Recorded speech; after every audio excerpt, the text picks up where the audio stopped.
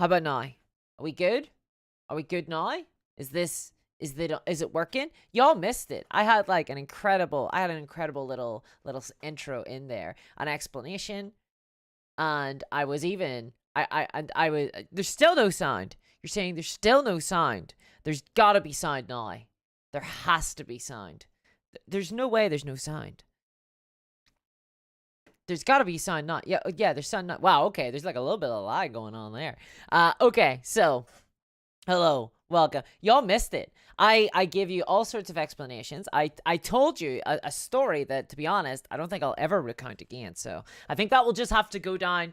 We'll just have to forget about that. Maybe at some stage if the archives can be retrieved. So hello, welcome. Yes, thank you very much for joining the VIP Run Online. Thank you very much. I appreciate that very much. It's very kind of you.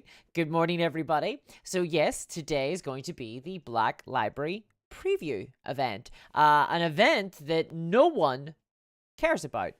Unless you're me and you know that this could be a little sneaky way for Games Workshop to be announcing the new Amazon EISENHORN TV show. We haven't heard anything about that in so long, and they have said in their Warhammer community post that there's going to be a sneaky little surprise in here, a little twist of the nipple. So I'm hoping that we're going to see some EISENHORN. Basically, EISENHORN is like the one book I've read from Black Library. So that's the kind of high level analysis we're going to be getting today. We're going to be getting all tons of high level analysis. Truth be told, I have no idea what a Black Library preview event even looks. Are they just going to be showing us book covers? Cause you're not meant to be judging nothing off of those. Oh jeez. Oh god. I'm aware, by the way, that it's like 6 a.m. for some people. So we're gonna be keeping it pretty light today. How is everybody doing this Sunday morning? How is everybody going? Cobalt says, damn, I was halfway through my no sound joke when you turned it on. You couldn't wait 15 more seconds. No, unfortunately, I could not. I was dipping. I was losing viewers like nobody's business. They were all like, this is a rubbish preview event. They got me. Hey there, Dingo Dundee. Hey there, Dan Brooks. Mary, why are you calling me Mary? What's up with this? Matt says, did we just lose worldly advice on how to make $3,000 a day? It was $39,000 a week, so it wasn't quite the same. A little bit better. Rhonda says, oh no, it's out of the loop. Ooh. Yeah, now you're gonna be out of the loop forever. I read Liv. She was saying hello, welcome. Yes, says Cole Miller. It was something like that, but it was, I assure you, it was substantially more important and insightful. Ariel says, still processing the balls piece. Corporate simping on steroids. Well, it's been suggested to me that there's some little corporate finagling in the background between those two, between Games Workshop and balls, but I wasn't aware of that. I'm not aware of if it's true or not. It's just what some commenters have been saying, and I don't know. Like, I feel like it was just a very, very bad article. yeah. I feel like I'm still kind of recovering a little bit too. It worked though. Like for balls, they got a ton of traffic. When you go on their website, you can see it's got the little little trendy thing, and they have so many more comments on that post than any of their other posts. So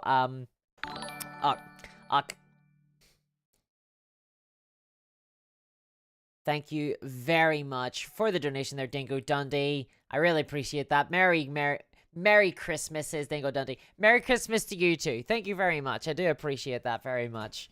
It's gonna be a good Christmas. It's gonna be a good Christmas. I am finally getting to move. I'm moving out of my parents' house next week, so it's happening. It's finally happening. I have it all planned out, and by plan I mean I got boxes and I'm putting things into the boxes.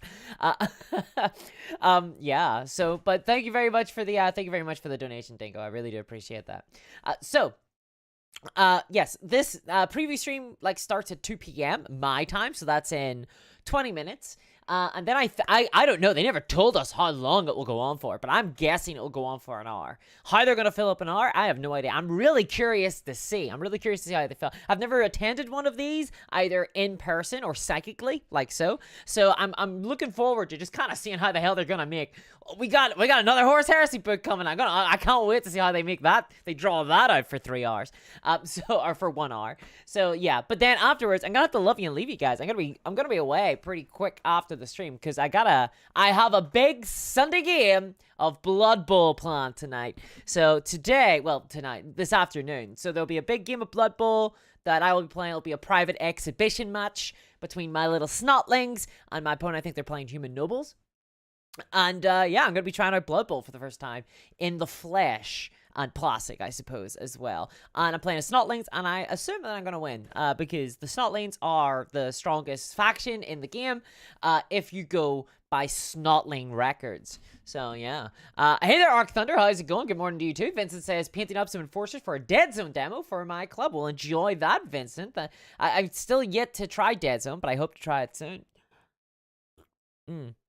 Matt Damage saying, getting that coffee going for this one. Haven't read any Black Library in a while. Maybe this will inspire. Me neither. I haven't read a Black Library book in years. Like, absolute years. I've read some of the Warhammer Fantasy stuff. I read some Warhammer Fantasy, the Vampire Genevieve. I have also read the EISENHORN trilogy. I've read the Ravener trilogy, but apart from that, I basically kind of stay away from it. To be honest, I don't do a lot of reading generally these days. Most of the reading is either work reading, or reading court cases and like reading articles, or social media, because that's destroyed my attention span. Or the only books I really read are Stephen King these days. That's the only real book. I'm kind of a Stephen King hobbyist, if you will. So I haven't read any other. I don't read a ton of other stuff. I'm surrounded by people who are reading things like Joyce and constantly quoting things at me and making these pithy jokes about philosophers, and I'm kind of like, ugh. Well, in fairness, I have read some philosophy books, but that was like more so as part of like work from before.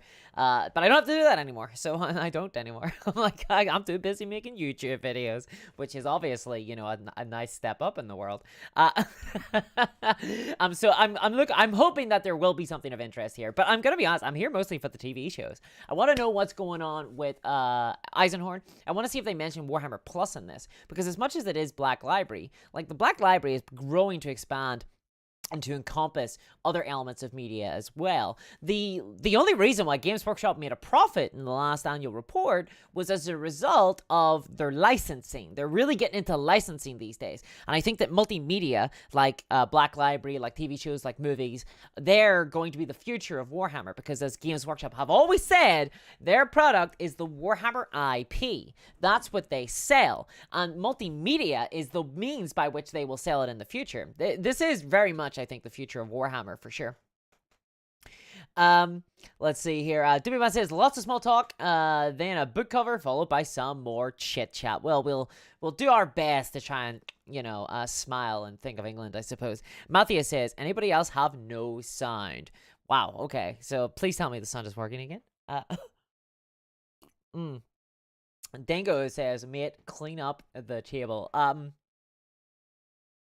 It's gonna be tough. It's gonna be tough to clean the table. Matthias says, now. Okay, cool. Don Brooks says, excellent. Finally, Blood Bowl gets some much needed attention. I feel like Blood Bowl does get some attention. If anything, you kind of don't want Blood Bowl to get any attention, because then Games Workshop might notice it's around and be like, well, maybe we could sell some more books for this bad boy. Maybe we could start selling the teams in like separate packs, Maybe we could start doing some big Blood Bowl boxes, right? Like start doing, oh, you want to buy the Snotling team? Well, you can buy the Snotling team, and they're in this big massive box, and they come with a pitch, and they come with like some unit cards, and they come with like their own special dice, and it's $300, and you're like, oh my god, I just wanted the Snotling team. I guess they can't do that because thanks to third-party miniatures, right? Thanks to third-party miniatures. That's the reason why they cannot sell Snotlings as part of a big box set, because they know that people would just go off and buy Snotlings from third-party miniatures, because in Blood Bowl, Thank you very much for the follow there, GJ Scott 35. Because they know that in Blood Bowl for like 20 years or 15 years, the community had to basically make do with nothing. There was no support from Games Workshop whatsoever. The game was essentially abandoned by Games Workshop, which means there was all these third-party miniature manufacturers that sprung up making teams. I have a few. I've actually got an Amazon team, and so what happened is that there was tons and tons of choices and options, and that's really awesome. But that means now that Games Workshop are sort of constrained in how aggressive they can be in their monetization of that game. Maybe this is like good for Warhammer 40k. Maybe there's a lesson here to be gleaned about how 40k should probably operate. You know, I'm always in favor. I think it's awesome that there's all tons of different manufacturers making fantasy football themed. Sort of when you say fantasy football, I guess it means something else these days. But whenever I think fantasy football, I think orcs and big helmets. You know, orcs kicking a ball around a pitch.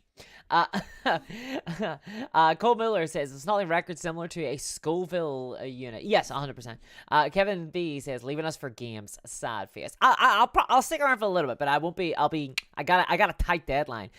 I've been busy drawing L on all my Budweiser, so this reads as Bloodweiser. You know, so I can have a suitable drink. Have a suitable drink.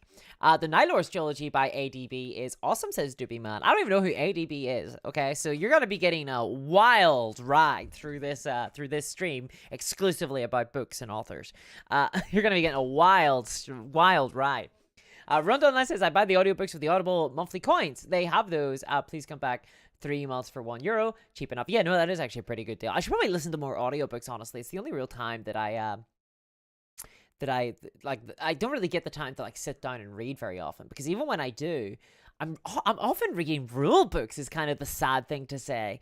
I'm often reading like war game rule books. I've been reading the Blood Bowl book, of course, recently, too.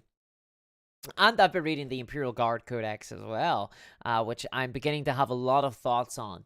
I had to get it because basically everything I have learned about the Imperial Guard Codex has been absolutely. Yeah, I'm going to reserve judgment for now. I'm still reading it, but there will more than likely be a video on it, to be honest. Dan Brooks says, I inappropriately call you Miri because of the vast amounts of Irish ladies I know that are called Miri. It's a safe name. That's fair. It's not Miri, though. It's not Miri. My name is, of course, Discourse.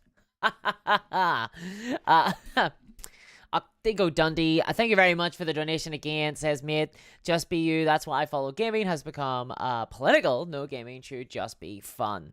Well, thank you very much for the donation there, Dingo. I really appreciate the donation. Thank you very much. I will say, though, I do think that there is a political dimension to like a lot of the stuff that I talk about, including the kind of corporations, the kind of business practices of Games Workshop. Like, these are all decisions. For example, I think that Games Workshop have an ideological position that miniature wargaming is niche. And I think they took this decision like 30 years ago. They decided, I think in 1994, whenever there was the buyout of Games Workshop by the executives, I feel like at that stage, and they went public, that is when they came to this conclusion. They decided that Games Workshop, that the miniature wargaming would always be niche. And so they have no interest whatsoever in trying to expand it outside of these kind of multimedia events like the Black Library that we see today. So I'm really curious to see kind of how this business... so I think it's an ideological. I think ideology is a good way to describe it because it's not really based on anything. It's just based on their kind of like what they reckon, what they think. It's like a value judgment, you know? Oh, there's too much effort that goes into miniature wargaming. Like, people will not ever play it. But I disagree with that. I think that the copious amounts of starter sets that get bought by everybody, because everybody loves starter sets. Come on, like, who doesn't love starter sets here? I think the copious amounts of starter sets is proof that people have an interest in getting into them. It's just that you can make it easier, you know? Army games, though, like, even I've been struggling. I'm getting, people are suggesting to me that I play like Kings of War, and that's really tough. Like, army games are tough, but there's been an explosion of skirmish games, I think, that demonstrate that there are ways that you could make games that are way more accessible that gets people interested in miniature wargaming.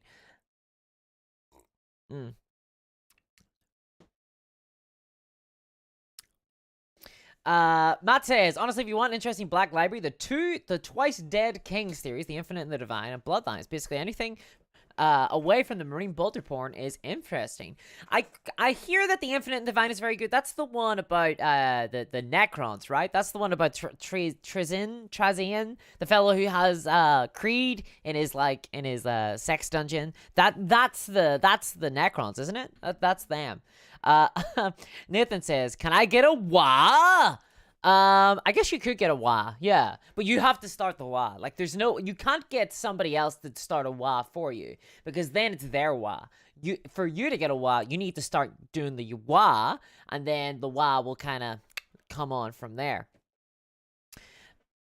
Oh, let's see here. Fireforge Games made an Amazon team, I think. Oh, very cool. There's a lot of Amazon teams. I think there is a lot of Amazon teams. Although I will say that because of this competition, I think because of all these third-party minis that have came in, I do suspect that that's why Games Workshop's price point for their teams are quite a little bit lower than because you can just buy a team and that's you done more often than not, unless you're playing like a team, from what I understand, like the Goblins, where you gotta buy like all these other minis.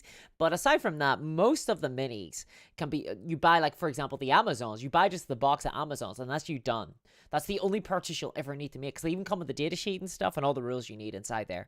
So that's pretty cool. I like that about Blood Bowl. It feels like the most kind of consumer friendly, I guess the way to put it. It's the most consumer friendly Games Workshop game, like by a long shot. It seems like even more so than the Battle for Middle Earth. It's basically the less popular the game is, the more consumer friendly it is. The more consumer friendly it is. The moment the Games Workshop think that they have a head on their hands, they squeeze it for all it's worth. They really do. Warhammer 40k is the worst game out of Games Workshop in terms of monetization, because it's got such a large population. Games Workshop are way more willing to squeeze them harder, because they know that even if people drop off and they attrition off, they'll get in through like the books and through the TV shows and stuff.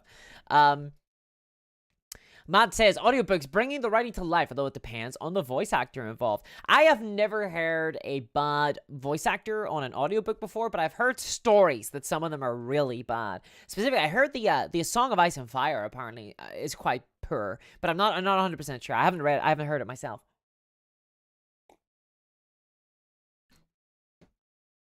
Rondella says, I would buy an audiobook of someone reading and explaining a codex. Work and learn at the same time. Oh, Jesus. I was trying to figure out, can I have a little quiet kind of rant here for a hot little second about the layout of codices? Because every single time I read another codex, I'm always reminded of how bad the codices are to actually navigate and how hostile they are. So I'm looking at like the Cadian command squad or whatever, and I'm like, okay, so I could build like a melt-a-gun on this guy or whatever. So this like melt-a-gun is how much? It's, you know, like you can build like a melt-a-gun or like a power fist or like a chain sword. You know, you've got all these different options. So you look on the data sheet and you're like, okay, so these are the options I can take. Right. So this unit is 4 power. I don't care about power. I don't use power. I use points. So I don't know how many points this is going to be. Is the melt-gun going to add points? Is the power sword going to add points? Is the chain or is the like the power fist going to add points? You have to scroll all the way to like the back. You have to flick all the way to the back of the book. Pull up the point system. Now you're looking at the points of it. Oh god, it's so hostile. Like, why not just put the +5 points beside the gun whenever you're trying to build it? I hate this incessant desire to use nothing but power. I really do. Thank you again for another donation. Wow, Dingo. Thank you very much. Get a new PC, mate. Your voice, we need that, is towards your new PC. Well, thank you very much. I have been saving up, Dingo, and I really appreciate the donations towards the new PC. Hopefully you guys like I plan on streaming some hobby streams soon, because whenever I move, I'll actually have a desk and I can put a camera and stuff like that pointing down at my desk, and I can do some hobby streams. I'm really looking forward to doing that. So thank you very much, Dingo. I really do appreciate that. Thank you. Thank you very much.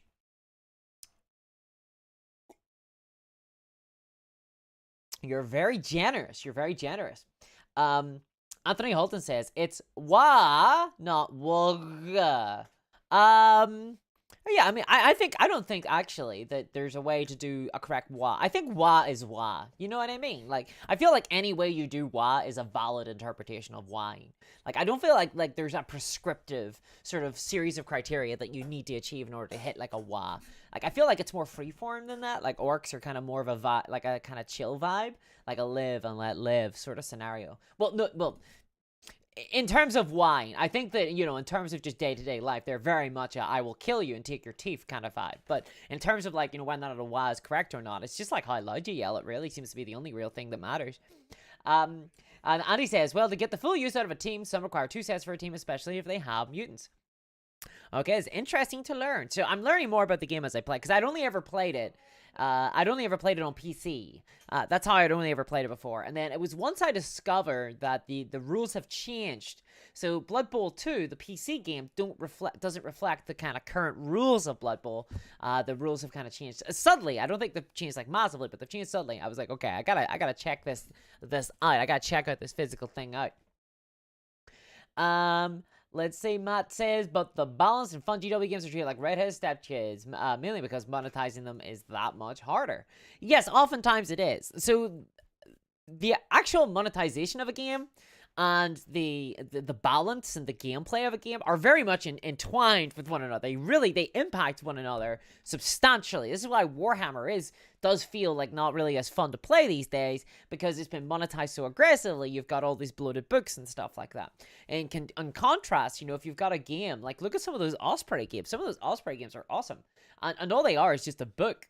You're just like given a book and you're like, okay, these rules are awesome. But on the other hand, I do like games to continue to update themselves and for new content to come out. But how do you do that without kind of constraining what options are available? So for example, the focus on combat patrols in this new season of Warhammer is pretty cool. I kind of like that. I like all the game being at 500 points. I think that's pretty cool. I don't like the vast amount of like walled terrain that's required. Same with the kill team as well. All this new terrain that you need to purchase from Games Workshop, right? And that's how the monetization, like the idea of 500 points, games, cool. Support that.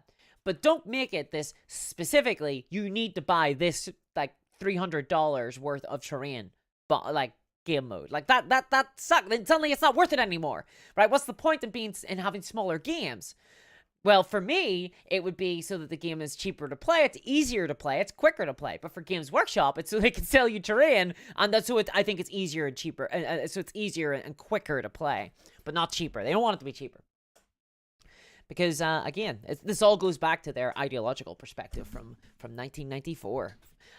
Okay, we're actually at 3 minutes, too. So let me just double check, make sure, see if the stream is up, see if the stream is happening. Does Warhammer Community, the official website that is moonlighting as a community website, is, let's see. Okay, cool, okay. Okay, let's throw this up. Let's throw this up here. Okay, where is this browser capture? Let's see. Ah, okay, cool. Right. It looks like there is no audio. Oh. Ooh. Okay, let me know how the audio sounds, by the way, guys, in chat. Let me know how that sounds. Okay. Let me just pull up my chat screen here so I can see chat again. Because, I'm full screen. Does this sound okay? Can you hear this alright? Or is it too loud? Let me know. Let me know. Dingo! Thank you very much for the huge donation there. $50. Wow. Thank you very much. I really appreciate that. Mate, do what you do because you're very weak in gaming. I give why because you're so real, mate. Thank you very much, Dingo. I really do appreciate that. Wow. Thanks very much. I don't know what to say. It's very, very kind of you. It really is. That's gonna be super useful in getting this set up in the new house. So thank you very much. I really appreciate that. That's wild.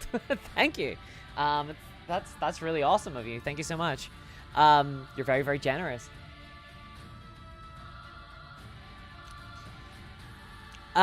Paul says, didn't older codexes have the points cost for each upgrade in each unit description entry? I seem to remember that. Yeah, they did. They did. They used to, because points were like the only thing that you had. You didn't have power back in the day. So power to me is still a newfangled thing, okay? Power to me is still like, power? What's this tomfoolery? Everyone's talking about power. I kind of adjust my glasses and squint my eyes a little whenever I see the word power. I'm like, what's this about? Yeah, but I guess I'm a little bit, old and foggy these days, I suppose. Oh man, these questions, by the way, like up on the stream, like I suck at these. I always think like I know a lot about Warhammer lore, like generally speaking, and then they see these questions, I'm like, I don't even know. I don't even know. Like I actually don't even know what this is. Is it so? By which name are the Astra Militarum regiments of Valhalla also commonly known? Is it C? Is it Ice Warriors? Like I've never heard Stormwalkers, Grim Healers, or White Routiers, but then I've never read like a novel with about the regiments of Valhalla. So. That's kind of wild. Dan Brooks, thank you very much for the donation, saying, moving assistance, not forget about celebrating your evolution to Tabletop Blood Bowl. Is this healthy and helpful? And he's got a little zombie there between two footballs. Thank you very much for the donation. I really appreciate that. Yes, Tabletop Blood Bowl. I've quite liked the tactile nature of the board and things like that. I think it feels quite nice, honestly. I quite like the rule book as well. I like the lore in it, although the lore for Blood Bowl feels very on the nose. It's all about a big corporation getting too big for their boots, forgetting that about the beauty of the original game that they made, and instead focused on profits at the expense of everything else until they eventually collapse, and this new, like, kind of new marketplace opens up of all these different competing leagues. And I'm like, Games Workshop, I think you've got a rogue writer in there somewhere, guys. You didn't get rid of all the satirists. There's still one guy left furiously writing the supplements to Blood Bowl. But thank you very much for the movie assistance there, Dan. I do appreciate that. Thank you. Prof Elegant says, what is news? Have we heard rumors about EISENHORN series? So this is just what we wish for. This is what we wish for. Oh, okay, let's hear. Let's see what's going to happen from Alex Stoddy and Eddie Eccles. Let me know if this audio is too low, by the way. We haven't done one together before, so looking forward to talking about some Black Library books. Likewise. Behind the scenes with us here. And movies. Clicking all the buttons. And shows. Of course. And in the chat, you will have Mr. Ice Warriors nailed it, yeah. See the viewer numbers slowly creeping up. So I'm going to steal a little bit from Adam. Slowly creeping up being operative. I'm not sure how big this kind of event is going to be. Where it's just Black Library books. Yeah, just like type it in all caps as well. Because, I mean, as much as there's probably more people who read the Black Library books than actually play Warhammer 40k, I don't feel like they're as engaged, right? They're not as engaged as kind of an audience. Then again, there's a lot of lore viewers, but then I hear a lot of people who just say, I know nothing about Warhammer, but I love to watch just lore videos, so... They should have just talked about points cost. I agree, K-Dog. Yeah, got loads of places. Would I ever play Malifaux? Asked Cyberash. Yes, I would actually. I know who I would play as well. I'd play Cartiga, the kind of cowboy, gang. At some stage I will. They're too low. You can't hear a thing. Okay, let's up this. But you can still use me. Okay. For the moment. But for the last preview, it's practically muted. Okay, is this better? Yeah, we got to go to the Grand Narrative event in the United States, in New Mexico, which was really cool. It was really nice to be there for a very different kind of flavor. In fairness, they're not really projecting. They're not screaming at the camera the way I do. You know, I might have done a few bit of damage to your eardrums. It was a very different kind of feeling event. But we did do a preview for those guys who showed up, which obviously... Their beards are swallowing their signs. It's a big mistake, guys. Number one. Rule number one. Exciting to show lots of cool models. But today really is all about fiction and books and kind of showing off new fiction stories and books. You can look forward to that the Black Library is going to be telling us about. That's better. Speaking Still of low. Oh, hey there, Modeling for Advantage. How's it going? Yeah, so I'm trying to keep on top of Siege of Terra. It's a low whisper now, but I kind of want it to be sexy. That's the kind of the big story, isn't it? Yeah. That we're all kind of in the midst of it. So I've just started on the latest version, where Sanguinius is. Does this sound alright? Gates. So I think you kind of know what happens, but you still want to read it, right? And it's from Mr. Aaron Dembski-Bowden as well, so it's going to be a good read, isn't it? And then recently as well, I've been quite recently finished off the series from Chris Raitt, the Vaults of Terror, which I really liked, which is custodies and inquisitors and stuff all doing shenanigans beneath the Dingo, thank you very much for the donation again. Wow, another $50. $50 donation again. Merry Christmas. I can't help till next year make this work. Well, thank you very much, Dingo. I think you just got me. I think you just guaranteed the hobby streams, to be honest there. I think you just guaranteed the hobby streams. Thank you very much. Wow, that's incredible. To take over the Infinite Wine Cellar. Jeez. He replies, thank you very much. Yeah, thank you very much. I think you have just personally guaranteed the hobby streams coming in December. So thank you very much. That's like gone straight. That's going straight into a new camera, a new hobby setup, and then into a new CPU and a new computer. So thank you very much. Jeez, I really appreciate that. Wow, very kind of evocative. That's incredible. Thank you very much. As opposed to the kind of dynamic warrior we see most of the time, but that novel really took the characters and kind of turned them into a really. Thank you very much, Dingo. Appreciate that. Frenemy, almost kind of. Rob Williams says, "Yeah, if I turned up my speakers so I could hear them properly, you blow my speakers up when you said anything." Butting heads against each other. I can try and whisper. Is that okay? Very entertaining to read.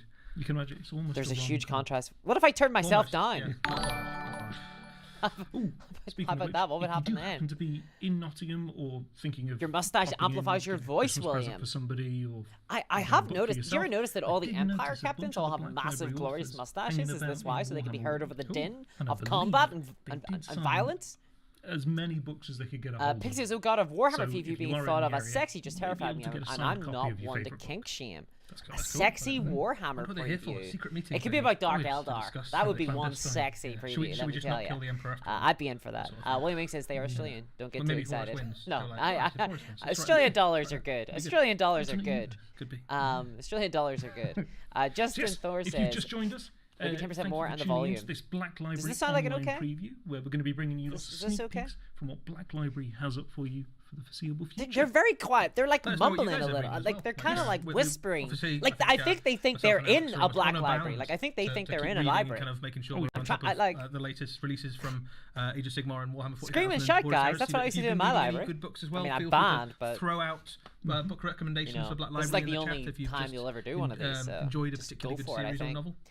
I'm doing well, thanks. It is still a bit quiet. Huge contrast in your volume, says Modeling for Advantage. Start at the beginning, work your way through. Great to hear that things are going well. Hope the contrast has been resolved. Krieg as well. I see that was. They have boring voices, says Rogue Nomad. Sometimes get. I'll listen back to what I say in some of the videos and I go, why did I deliver it that way? Like, why did I say it that way? As well, I never noticed that sometimes I say things with this really weird We're going to show you a bunch of new things that are on the way. Got like a little bit of a weird inflection sometimes. I'll be like, even I'm like a little bit like, show you some hell am I doing? On the way, but if you've got a particular favourite at the moment. Yeah, zero energy, says Rogue Nomad. I agree. Like, zero energy, guys. Throw that into the chat as well. The camera eats it. The camera eats it away. You know? You gotta do this. You gotta do this with your hands. You're like, woo! There's new books. Solid choice. There's new books coming out. You gotta like, be cheerleaders, guys. Come on. I think for Discourse has volume control, says Lazy Mini Peony. I do have some control over the volume, yes. Not on my voice though. When I get excited, I just go up loud. I was always bad at sleepovers because I'd wake up the parents. For me, they're kind of like. Almost moved Warhammer 40,000 from this really cool. It's like hearing a conversation from another room through the wall. That's the first time for me when I read those. Well, that's why you come here for, isn't it? That smooth technical know-how. This entire stream is designed to be like you're in the bathroom of a nightclub. You know, you're like you've got your ear up against the wall and you're trying to listen to the din of conversations. But to come down and see sort of the individual experiences. Yeah. And even Beats look after Beats. Thank you very much, Dingo. I do appreciate that. Guardian HLV says they only dull because we're listening to them side by side with Discourse. And I think recently I'll be fair. Like I get a lot of criticism, but I don't get called dull. I do not get called dull very often. To read like ever. Even by my worst enemies, they're like not dull. Going to the place where they make the vellum that makes the Wacky Tuban says, welcome to Two Dull Guys Whisper about Warhammer to themselves. What, am I just going down to the local game store? Like, what's up? Gaming does rule, Dingo. Gaming does indeed rule. Gaming rocks, I love it. Rogue Nomad says, yes, they need more animation, and I don't mean shows. If you are a fan of they do need more shows. They do need more shows. Interrogators is well worth it, especially if you like the Eisenhorn Stop shilling for contrast being says. And I think that does seem to be a recurring. Wacky Tuba says they aren't interested in what they're saying. Why should we be? No, that's exactly it. That is to be honest, like that's been the entire goal of the channel is trying to get people interested and excited about stuff. You've got to think about that at all times when you're doing anything like publicly. It's like you have to get other people excited about stuff, you know. Cool. Right. Sorry, I just looked back at the stream to catch like an awkward silence between the two of them. Oh, here we go. Okay, here we go. Right, here's the first. Okay, what are we gonna get? Come on, EISENHORN. Come on, EISENHORN. Let's do this. Come on, EISENHORN. Nick Kime. I gotta be honest. I will not recognize any author names. I'm one of the authors of The Dawn of Fire. I am Dawn of the Fire? writer of The Iron Not Kingdom, which is EISENHORN? the 5th book in the series. And today we're going to learn about why you should be excited about what's Oh. going to come next. Right, tell me why. I haven't read the books before. Tell me why I should be excited about this book. What is the Dawn of Fire series? All right, let's get me excited. Come on, I don't like Age of The Dawn of Fire Sigmar. is the Excite me. ongoing 40k series that's set 40K. during the era Indomitus from Black Library. It features characters like Vitrian Macinius, who is going to be made into a wonderful miniature that you can use in tabletop games. He featured initially in the first book called Avenging Sun, and he shows up again in Dawn of Fire. So book 5, a guy who could be a miniature Kingdom. So it's the ongoing. is going to be 40K in a book. saga Okay. That follows the fleets that are heading out as part of the Indomitus Crusade. Okay, so we're gonna. Okay, so we're gonna be following the fleet of the Indomitus Crusade. Okay. I suppose the big sort of beat storylines, the ongoing sort of saga is the ongoing crusade. So we get to follow Fleet Tertius and Fleet Primus primarily, or aspects of those fleets as they prosecute Guilliman's crusade to sort of settle like Imperium Sanctus. That's like the big sort of Thank you very much. Another donation there are of $50 themes such says, as "Oh, I found some change in me drawer. Discuss me, just be you. I appreciate it." Well, thank you very much, Dingo. It is thanks to like donations like this that allow me to do this full time and to continue to create this content. So thank you very much. I really do appreciate that. Thank you very much. Built in the initial sort of 4 books. There are several recurring characters that also come up in Dawn of Fire book 5, which we'll get to kind of. So this is book 5 in a series, Dawn of Fire.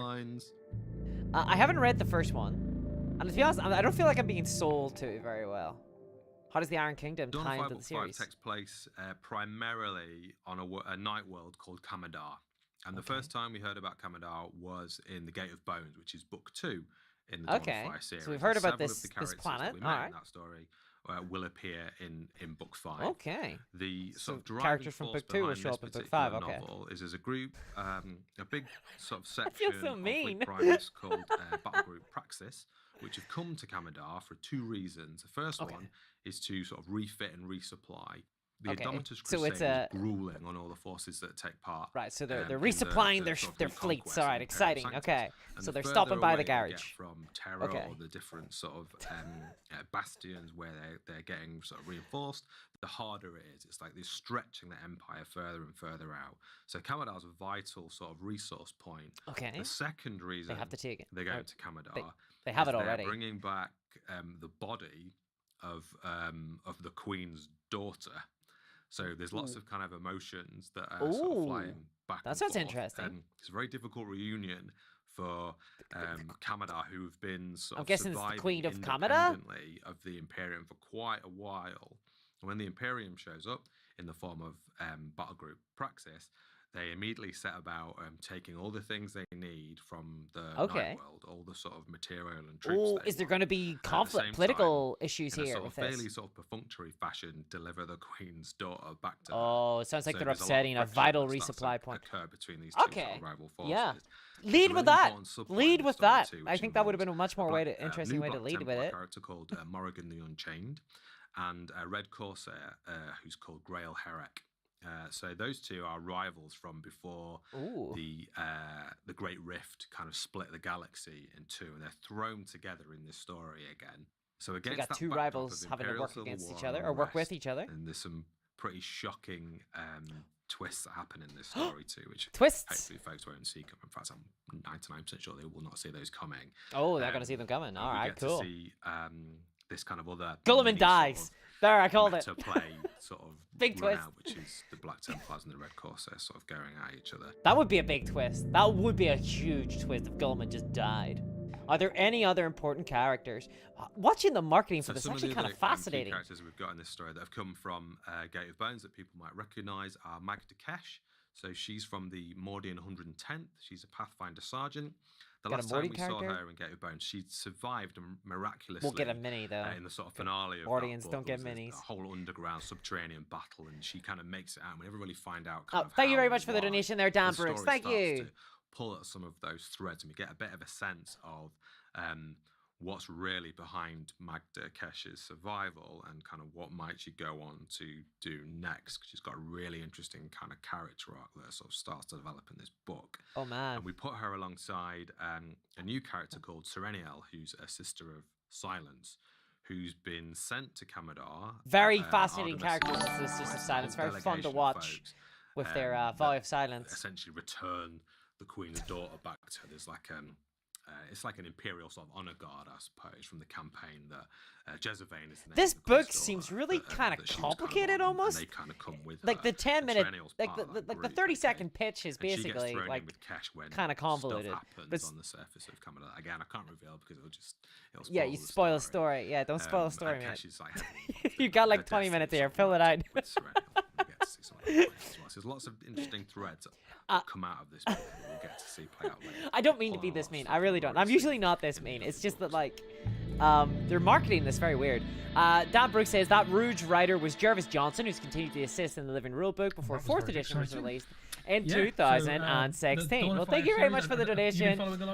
Jarvis Johnson, I know of Jarvis Johnson. I know he wrote like quite a lot, actually. So I think that for me, the thing that's really exciting about the Dawn of Fire series is that a lot of the time when we're looking at Warhammer 40,000 stories, it is hard to pitch a sale for a series, for sequels, in the narrative because like obviously I have no idea what the series is about. But I do feel like there could have probably been like a 30-second pitch here that maybe would have been a bit more interesting. I think lead with they're going to a planet, the queen of that planet, her daughter has fought in this crusade. Tell me like a slight bit about the political context. Do they not like the crusade? Do they have no interest in the crusade? And now her daughter has died, and they're bringing this body back with the arrogance of all the Imperial musters, right? And like that's the lead in, I think. Like I think that's the dramatic element of the series, of the book.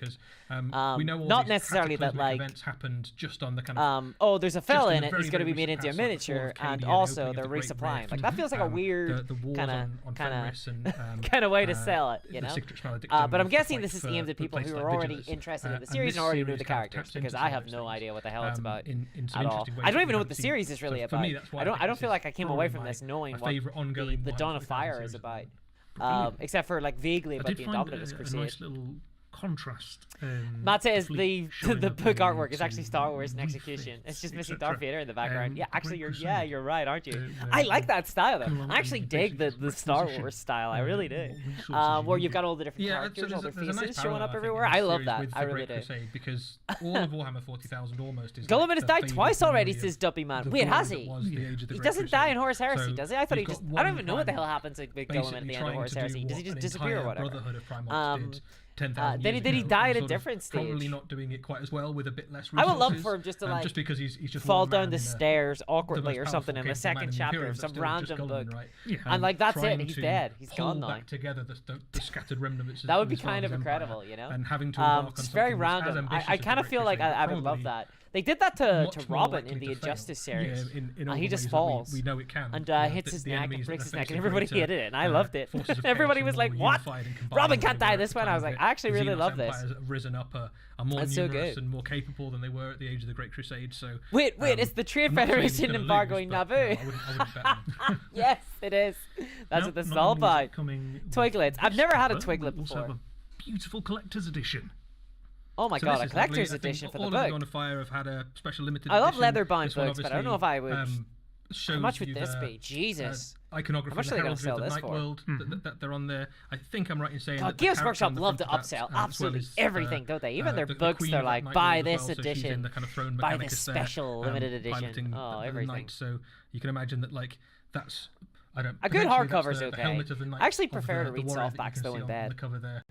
inside. 40k not sound like Drunken June fanfic challenge. Impossible to yeah, I hear about that a lot. But I haven't actually. Okay, so a little bit of confession, guys. I haven't actually read June, and I haven't watched the new June movie either.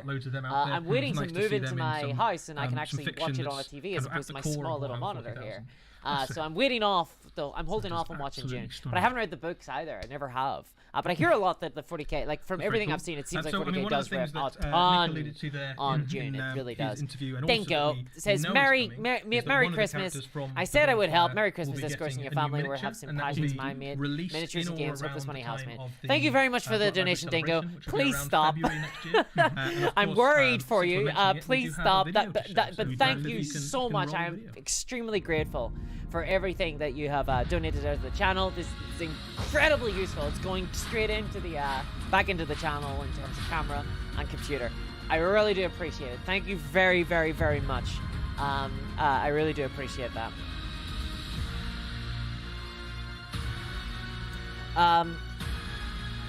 GW has monetized against excuses for rewarding. Yeah. Oh, yeah, it's a new Space Marine. The white consoles.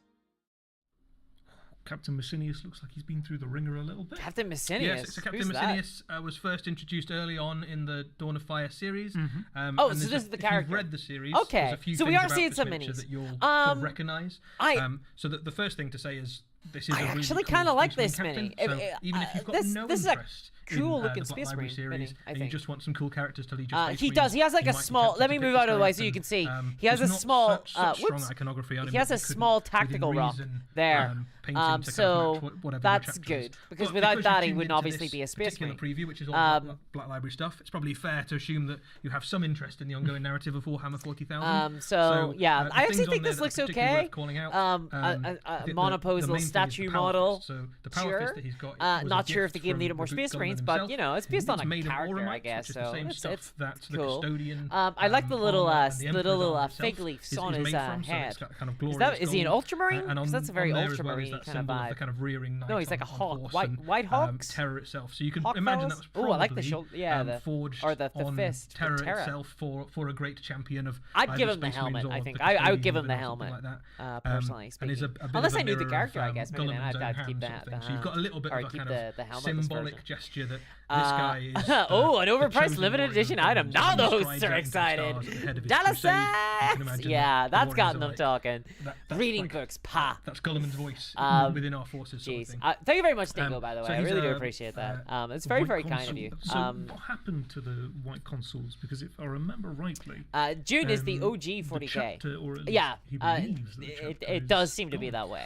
Like 40k, if I recall correctly, Rogue Trader originally, like name escapes me. The first Rogue Trader, I think something like the that. setting bears almost zero resemblance to what it is today. The Emperor was just some guy. I don't think the Golden Throne even had the Emperor, like wasn't even for the Emperor's corpse in Rogue Trader. The Space Marines weren't even superhuman. They were just guys. They were just like normal humans in armor. Although I think a White Dwarf article did write them into being superhuman like pretty early on in the games. Company level off the top of my head. But yeah, like tons of it was derived from June for sure. Because it was mostly just being designed to sell their minis. Pretty cool, and they've got quite a striking, cool color scheme. Vince says most fascinating thing about June is that it starts as a hero's journey and become a massive galaxy-wide war politics spanning 5,000 years. Okay, I didn't realize it was that long. I've played the June RTS game from 2003, 2002 from Westwood Studios. I know about the Harkonnen and stuff, mostly because of the FMV cutscenes that were incredible. As the White Forts.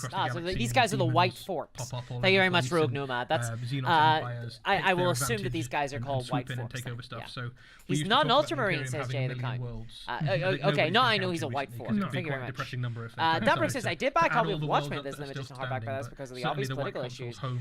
Watchmen is a book that deserves, I think, a limited edition. Watchmen is an incredible, one of the greatest comics of all time, which isn't a controversial statement, I don't think. Now, we've talked about the 41st millennium. If we go back 10,000 years, we can look at the Horus Heresy series again. So oh, I thought they were going to say Age of Sigmar. They were like, we go back in time 10,000 years. It's going to be like, oh my god, are these guys confirming that Age of Sigmar takes place in the same universe as 40k? It's only fair that he finishes it off. Oh my god! We Wait, know this hold book on. is on its way, and in a minute we'll get to Is hear this from like Dan book himself a little bit about the 39, volume this 1. Will be the kind of the final story in the Siege of How Terra, the hell do you get into which this is also series? the final story, the kind of capstone of the So entire this is Horus like Heresy series. part 1 and we of really have number 38 as a or company, 63 as a fan base, as a in lore, a we've been massive building to this series. for, That is wild. almost since Warhammer That existed, is really, like, wild. in terms of this story has been absolutely pivotal. That is wild. Lore for the Power Fist did look pretty cool, Paul. I agree. Of all of Warhammer 40,000. So Damper says June was never completed because, like, Will of Time, the author passed away. I actually didn't know that. I didn't know that June wasn't completed. I thought June was a complete series. Oh, I didn't know that at all. I'm actually, I am like low key, like really excited to watch the movie, and if I hope it does inspire me to read the books. But I just don't read as much as I'd like to anymore. Wacky Chuban says, I really hate to say this, but I kind of want that model for a Mentor's Chapter Marine. I think the model looked pretty cool. I think as far as Space Marines go, I think it was like a really good Space Marine model, yeah. And actually, we haven't had like 30,000 lieutenants in like over the last month, so it feels like there's been like a complete dearth of new Space Marine content. Jeez, we haven't gone a month with like 30,000 more Space Marine lieutenants. I think it's probably time to hear from the man himself. Indeed. Dingo. In fact, before we do, $10. Thank you very much for the donation. Says, mate, I've got the money, so I'm happy to share and help Discord. You're a man. Well, thank you very much. Thank you very much. I really do appreciate the support. It's got that kind thank of you. Aquila with lightning bolts, I don't know how to thank. I don't think there is any way to thank you enough. On the palace.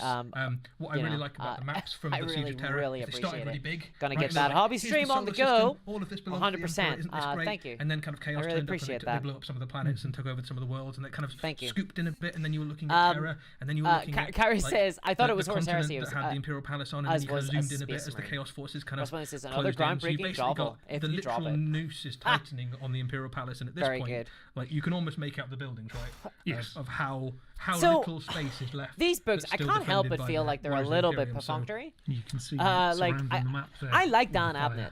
There's fire, I haven't read any of his Horus Heresy series. There's skulls that surely there gets to a stage where he just starts inventing new characters and writing conversations that don't really serve any purpose other than just to pad out the books. Kind of indicative of where we're at this point in the Siege of Terra, which is humanity, Volume 1. The quote-unquote of goodies, book 63. How many are there? How many books are there in the Horus Heresy series now? I know it's a really crazy number. I know it's an insane number. Basically. So this is not part of the Horus Heresy, says up in the Messiah Sphinx.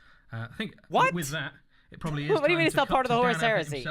Isn't it? Tell us a little bit more about his book. His but this is about the Siege of Terra. Isn't that part of the Horus Heresy?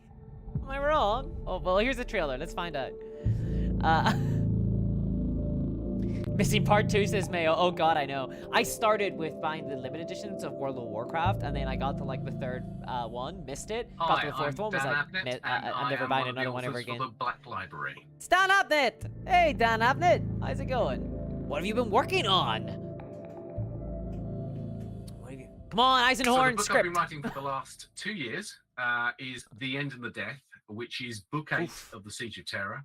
And it's the last part of that. It's also the end of the Horus Heresy. So it is the end of an era completely. And the end of the Death will be released at Black Library Celebration. Wow. So what is the end of it? Yes, okay. I gotta trust Don Abnett will have a pretty good pitch here because he's The End of the Death is the final volume of the Siege of Terra. Wait, what do you mean the final volume? It's called Volume 1. It's the last book in the entire Horus Heresy.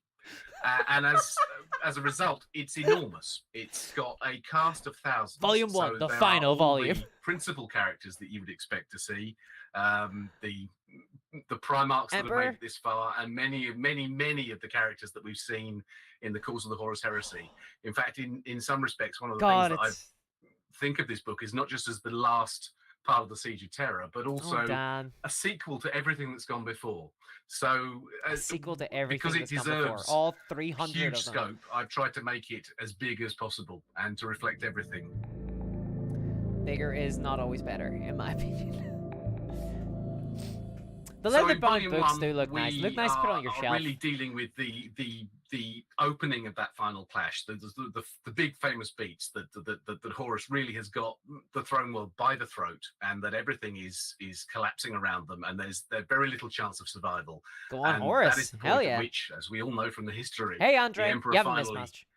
takes a stand and decides to meet the Warmaster head on. So this is in itself momentous and shows the desperation of the hour. We also, of course, I love have short the stories. famous I want more moment short of stories. The Horus luring the Emperor out by lowering his shields and sort of saying, "Come and get me." So there is an enormous amount of action involved in how they do that, what they do, how they move into that attack position, who goes, who stays, who remains behind to defend the fortress, and also the other things that are happening at the time, because it's the middle of the biggest war humanity has ever known. There are lots of things going on. So I'm moving my perspective to show small details, to show you the range of things that are happening, what's happening to small and unimportant people, as well as to the very, very literally biggest characters in the entire canon. So it seems like it's going to be about, like, Postman and stuff during the Siege of Terra. We're going to be seeing everybody. We're going to be seeing like programmers. I sort of can't talk about yet, because they would Siege of Terra. Would be spoilers. What would it be like to be, more than a janitor during the Siege of Terra? Would that be bad?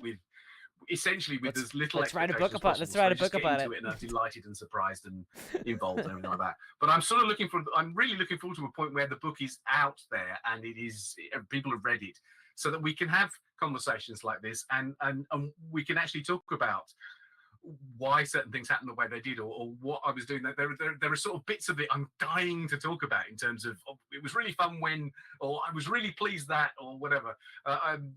Not long ago, I got to do an annotated version of the first EISENHORN book, which we did to see if it would work, and I found that a really interesting experience, because I realized there were actually quite a lot of things that I could say in a kind of director's commentary way about why I'd written it the way I'd written it.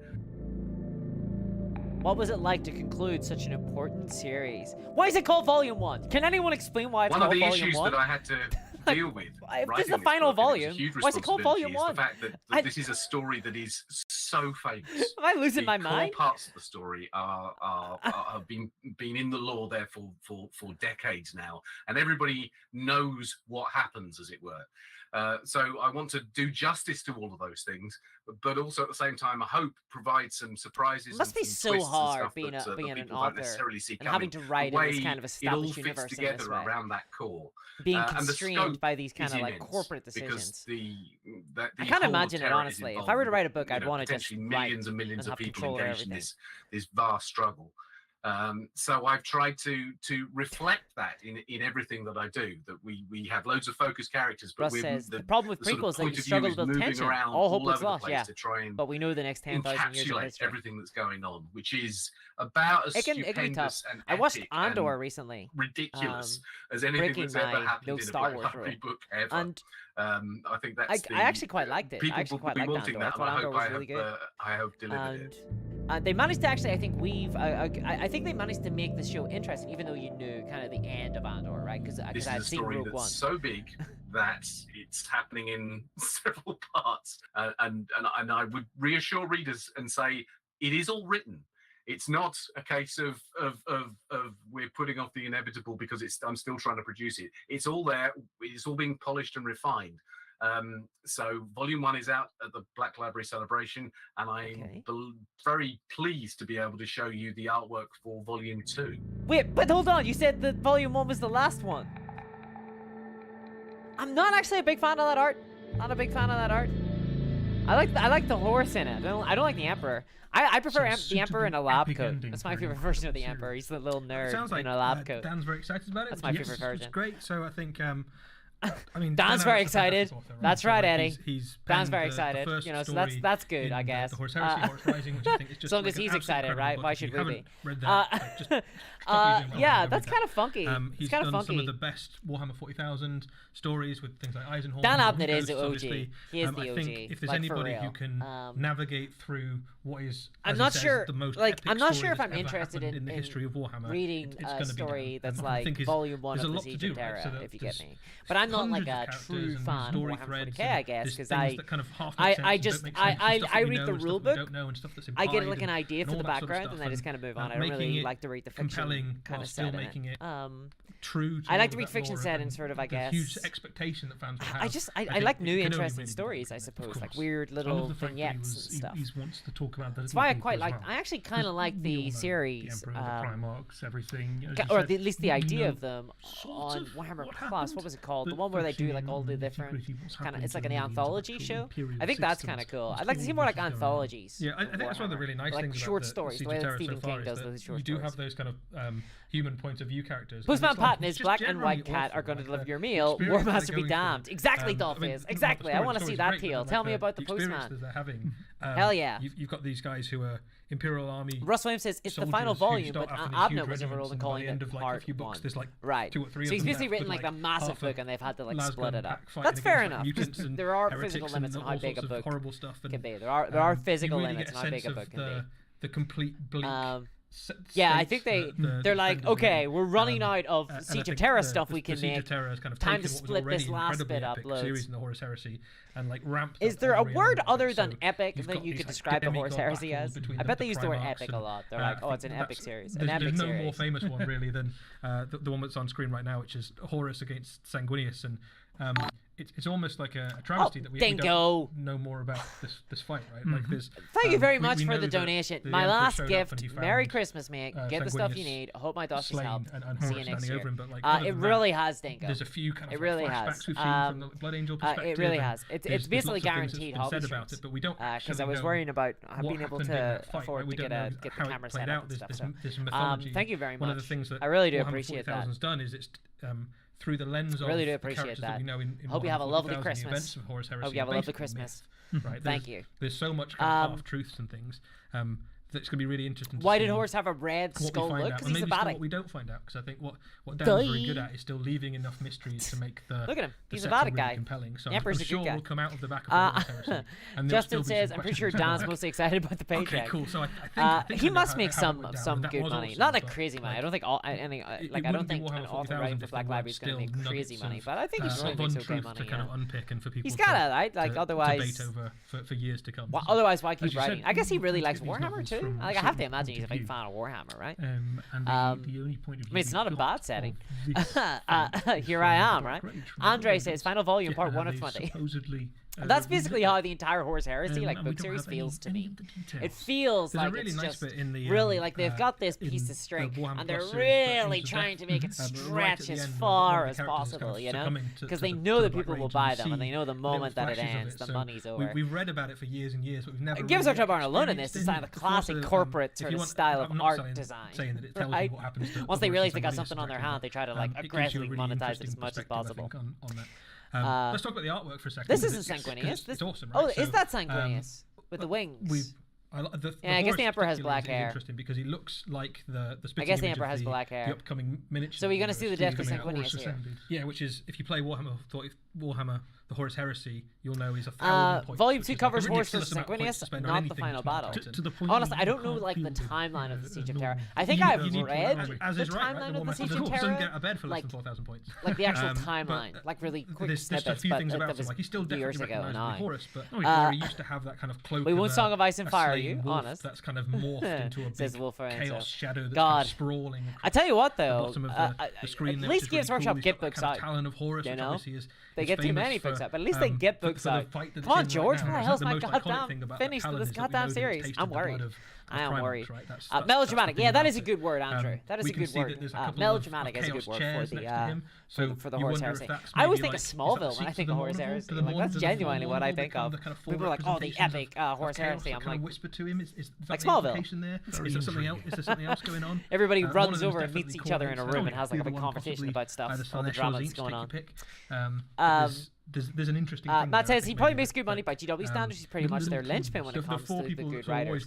Yeah, like I think that regardless of your opinions of the writing of Black Library stuff like that, I think that most people, you do hear most people agree that Dan Abnett is like the OG writer. He is the best writer on their stuff. You do hear, like, I don't ever hear anyone really criticize Dan Abnett for sure. And the stories that I've read by him are good. You know, like I have not read the Horse Heresy series, but I have read Ravner. I have read EISENHORN. Great, they're great. I really like them. I read them like 12 years ago, so there was that moment of, maybe they don't stand up, but I mean, I don't think I think if anything, my standards for a good book has gone down. I mean, you can't help but look back and go, maybe he would have been a better choice. You know, who knows? But Sanguinius is not looking at Horse. It's kind of an odd perspective. I think the art is fine. It's just not really to my tastes, really. I quite like Horse though. I like Horse. I like the way his cloak is kind of bathed in shadow. He doesn't have like an actual just like big furry coat. It's like kind of all black, and I think that's a nice, interesting art design. I don't like the thrones over there. Not a fan of those. The thrones look a bit silly. The Horse Heresy is like Greek tragedy level of heroes fallen to darkness. It's like the ultimate incarnation of that almost. So that's what makes it so compelling, is that almost all the characters that end up evil. Why did the Emperor trust Horus? Says Wyatt. Dude's name was Horus Heresy. Like yeah, cool that's yeah. Horus Rising, I would not have. Like, oh man. Well, I don't know. Follow this guy anyway. And obviously by the end of it, you know I would like to introduce you to my trusted advisor, Slimesworth Oathbreaker. Come along, Slimesworth. Say hello to everybody. Some of the word bearers, we know that how they turn out, but even oh no, we've been betrayed by Slimesworth Oathbreaker. Who could have seen this coming? Stuff with like the Alpha Legion, and you're reading them and you're like, I don't think Guardian just says Dan Abnett's Ghost maybe really like big chunky stories and I've been wanting even more Kylo Ren style. That's really cool to hear, Guardian. That's really cool to hear. I have not read Gaunt's Ghosts. I know a lot about them though, because a lot of my friends are big fans of the Gaunt's Ghost series. So I do hear about the Gaunt's Ghosts every so often. I haven't read them. I haven't even read Caiaphas Cain, and I've read all the Flashman books that Caiaphas Cain was based on, but I haven't read Caiaphas Cain. You know, even I probably will read those at some stage. I do want to read those. I am the senior background writer for the Warhammer 40,000 studio, which means I get to write a lot about space marines and orcs and other such exciting races and beings whizzing around the galaxy, blowing each other up. So okay, I'm loving this, Andy Clark. Yeah, this guy's selling me. Okay, what's the story about? My next novel for Black Library is going to be Bad Loon Rising, which will be a tale of a pair of fairly characterful Gloomspite gits. These are the books that interest me more, I think. That's going to be dropping as part of the Black Library celebration. See what some goblins get up to. The story about some goblins hanging out. So, God, Snotlings are so smart. I've been building them recently. They're so tiny, teeny tiny. Over-the-top characters, ridiculously over-the-top plans of said characters, and all manner of mayhem. Then you're probably going to like this book. Sounds like a kind of Discworldian a couple of story. Then we're looking at Zograt the Squirm and his Troggoth bodyguard Scrog. Zograt, we'll say, starts out as something of a runt with not a lot of prospects in life, and then things take a heck of a turn. Can you tell us a little more about Zograt and his plans? Yeah, tell us about Zograt. I want to know about Zograt. Zograt starts as a bit of a runt, but he has the not tiny ambition to become the Loon King. Obviously, I love it. Maybe aware there already I like the sound of this story. I like the sound of it. So he goes out in search of a source of power that could prove him to the Bad Moon itself. Hell yeah. Okay, I'm liking this. I'm liking the sound. This one sounds fun. Anarchic conflict with various other human wizard cabals, goblins, and tribes of are kind of ripe and all manner of other for this enemies. kind of storytelling. And you'll see him find his own very unique methods of overcoming these. The goblin who would be king. I like it. I'm liking the sound of this one. I love the Discworld series, and this sounds pretty Discworldian. If you've read Gloomspite, my previous Gloomspite Gets novel, you'll be aware that I have written about these guys before. In that instance, I think I'll have put a lot of people of porridge for life, I'm not going to lie. But they That's were very intriguing. much, the Gloomspite Gets were very much the bad guys in that story. They were the monsters. They were the thing that rose up from fairy tales and swept over the city. And we saw some dubiously heroic protagonists trying to defeat them. So this is not a direct sequel to Gloomspite, just to be real clear on that. This is a new examination of the same faction from a different perspective, new characters, new settings. Yeah. This is a much better pitch. I really like this pitch. This is a good, very tight, very focused, character-driven novel. It's not a sequel to Gloomspite. It's a whole new thing. I like this. I think they should have opened with this one. I think they should have opened with this one. Honestly, I feel like they felt like they had to open with 40K because it's the bigger IP. But I feel like this would have been a much better like pitch to sort of open with. I think it's more interesting, like new people, human characters, people who don't know a lot about the setting. In this book, you'll meet Willimelda Borchase and her second-in-command Lynette, who are Flashman is a good series. I love it, Justin. I love it. Of Sycamorite sorcerers. Beyond simply including those kind of human. I've seen a bad loon. I've seen. What's really fascinating, it's good chin, man. I've seen a bad loon rising. Any non-human faction, but certainly the Gloomspite Gets, is that you can take certain empathetic traits, certain sort of qualities and things that you can recognize, and really dial them up or dial them back. You can show very, very different mindsets. I think the Gloomspite Gits and Greenskins in general are a brilliant example of getting to do this well, because you're not allowed to try and eat the bad moon. And they take that absolutely seriously. That is as serious as, thou shalt not kill in Greenskins are very comedic, society. right? The fact that it's utterly and completely impossible doesn't matter at all. Because to them, it's a really big deal. And I think that is fascinating. That's a lot of fun. That's actually what I love about Warhammer Fantasy. I'm glad to hear that it's still maintained in some of the fiction of Age of Sigmar. That there's a lot of dimorphism between the different races in the world, right? That elves are very different from humans, who are very different from dwarves, who are very different from greenskins. That they all think differently. They are biologically different. They're biologically and culturally different, and they have vast differences. They're not. It's not like crazy decisions and ill-conceived plans. They're just like different types of human. They're very, very different. Which is kind of my problem with D&D settings. The elves are often just humans for like 20 years, and live forever. Insects and rowing over things, and the next minute they all kind of set their minds. I like this pitch, guy. I've been won over by Andy Clark. Well done, Andy. I think this is a good one. Yeah, I think. Does CW even sell Snotlings? To see the sort of the in-depth, but they do at the very least. To be had with them. For Blood Bowl, woo! There's one of my Snotlings. I will be playing without painted minis because So this time, what's quite picked out a color scheme for my team yet. Write about some actual Gloomspite Git characters, to really get into the heads of everything from your main protagonist. Matt says every time Andy is on screen, I keep thinking a gnome has gotten a corporate job. So much fun. Oh my god, dude, you're so right. You're so right. This massive gnome energy, yeah. I love gnome energy. Backstabbing, spiteful. Oh, I'm loving it. Yeah, you put a little coon hat. Yeah, they're so sold. Much fun. I think the lovely thing about the Gloomspite, he does look like a lawn gnome. Take everything that's evocative and I don't mean that a pejorative. I think it's good. I think it's good to look like a lawn gnome. Andy Clark really does look like a lawn gnome. Holy hell! My god, it's uncanny. Curdly milk and all these kind of old tales. You get to run it through the filter of it's Warhammer, very uncanny. It's always going to dial everything up to 11.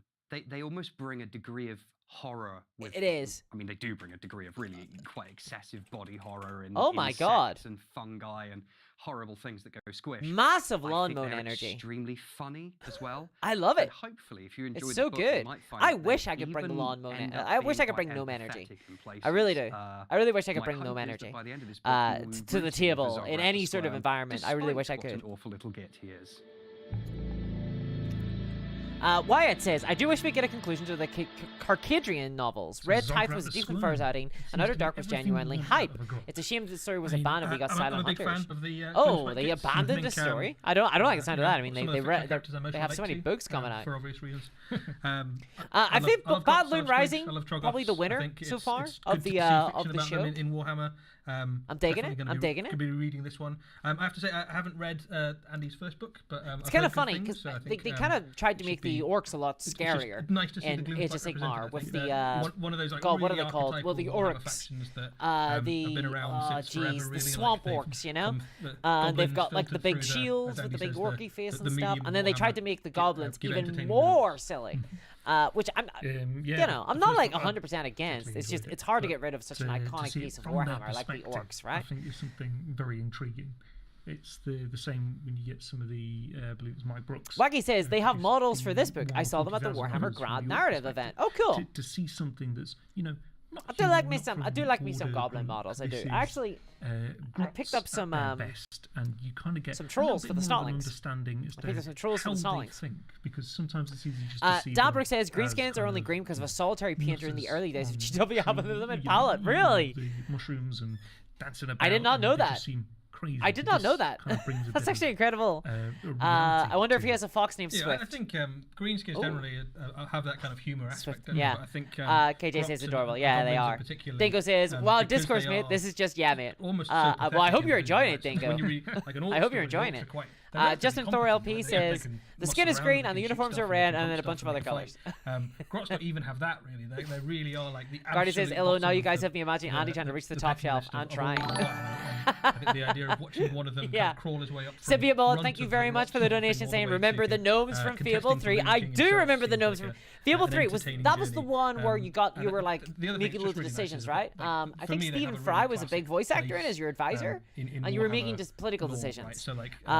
God, I think I do. I think I do remember the gnomes. Let me. Greenskins generally have been around for almost as long as Warhammer has. So for me, even when I started playing Warhammer, they were already this really entrenched, established. Gnomes of Fable 3, and they've been with us forever. So actually, we're now starting to see some really interesting stories and kind of see the world. Oh wow, yeah. Oh god, yeah, I do. Definitely. You've like unlocked a memory for me there. We're gonna take a little trip from the mortal realms and much spooky.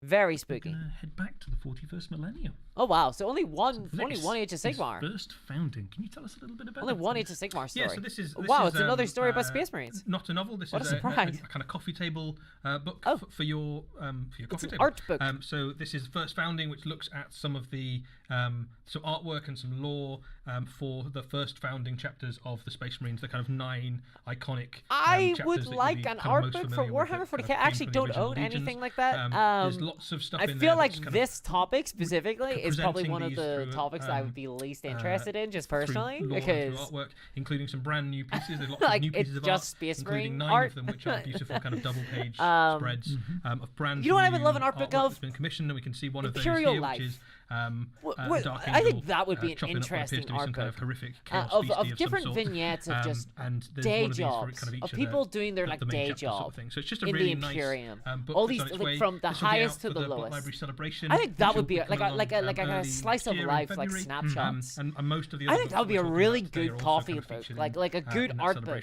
I think that would be really interesting. Get some new art out there of just like life in the Imperium. I think that would be a real. I would buy that. I think if it was a reasonable price, which I guess probably wouldn't be able to buy. Would I? Website, because that's where any of these specific dates. I think I would really like that actually. I think that'd be really cool. Someone in the chat there asking if there'll be a Chaos no one. thank you, Omega.com. I do got not any want to news on find that at love the actually. I moment. quite like I being would old certainly and get a bitter. Chaos one if they brought one. It seems like a natural pairing for GW it, Sucks has so, no idea of their you know, legacy, if says this one goes Dingo. well, we may well see Yeah, it. I feel like they are losing. I think in quite a this. bit of what I'm made them so assuming there's good. gonna be a I bunch think. of lore as well. Hello there, Red New Boris. illustrations, Good new morning. illustrations, Yeah, they 9 started of which this are one. They beautiful started this stream double-page pretty spreads. early. There may They well really be some, did. For like the Los kind of Angeles crowd, classic it's like like 6 a.m. as well and curated but on the other from hand, sources, if I want to watch loads of Jubal stuff in here Briggs is new and as well. his So if you live just show like to kind of for the Christmas sit on the there 16th and of bask December, in the lore of it Warhammer starts 40,000 and at just like let the awesomeness of 10 p.m. of I Space think Marines in America, fighting their and that's like various 4 nemesis a.m. my wash time. across So you know, as swings kind and of roundabouts. sit there with a nice cappuccino Swings and on roundabouts. on the couch at home, and this is the, KT says, the didn't D&D and other fantasy say book it's games trying to portray like orcs the and goblins as old, green the before big black GW? books I think it's used another to have, case of early that GW you can borrowing go back and you can ideas. revisit time I and know time that again. obviously. Yeah, and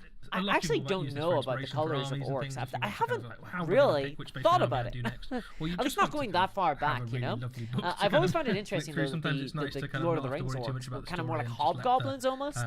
the They were lore kind of kind of wash across you, and darker that's kind and of what it's for. they had like more of a sort of like because I like with my mortal orcs. There is a I painted them Mornfying Brine. I wouldn't dream of painting them green. There's You know, one it would that just I look know very has been weird. plaguing me, and I know it's been plaguing a lot of other people. And during been plaguing? Gilliman's travel back to Terra, he brought somebody with him. Oh, what's going on? I believe John French is going to explain a little bit more about that. Ooh, we're gonna hear a little bit about Gulliman. Huzzah! Haven't heard enough about that guy. I don't mean to be mean. I don't mean to be mean. I'm a positive person, really. I swear to God. And I've been working on Cypher, Oh, lag. which Okay. is the latest in the Warhammer 40,000 character series, and explores what happens when Cypher is loose in the Imperial Palace on the night that the Great Rift breaks and Gilliman returns to Terra. Who's Cypher? Who's Cypher? Cypher is possibly the best character in all of Warhammer 40,000.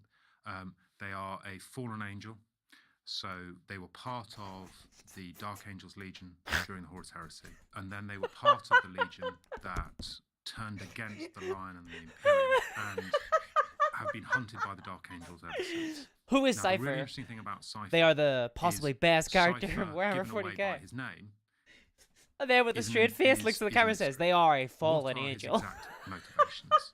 Is he on the Oh side my of the God. Imperium? Is he on the side Oh of God, we got some like how much Matrix influence vibes, does you Cal have know? on him? And that's My one of name the is things that makes him Neo. so compelling is all of those questions around him. Because in his time, Oh, Cypher God. has fought on the side What do you of mean who's Cypher? the Imperium, Cypher has is turned the up guy as who kind of betrays like them all in the this Matrix. enigmatic savior angel. A to help renegade Imperial dark Imperials. angel. Very But has deep. also, Dingo, yes, sided still here. and Oh yeah, been part of advocate. Chaos Thank you very much Warfare, for the fighting membership there. against 3 the months. Imperium and 3 doing month terrible anniversary. things on their Woohoo! side. So his entire history. Honestly, I've is never made heard up of Cypher these before. enigmatic I've honestly never heard of Cypher questions. before. In some ways, Cypher is. Oh my God. The, He's the fallen dark angel who the shoots 2 pistols and carries the of lion's sword, the says Dark George. Angels and the fallen and the Oh, questions he around really them. like. I'm sorry, Are guys, they but wrong? hearing about Are this they character for the first time right now, Are they both? he sounds like Is there an answer? he sounds very silly. He sounds ridiculously silly.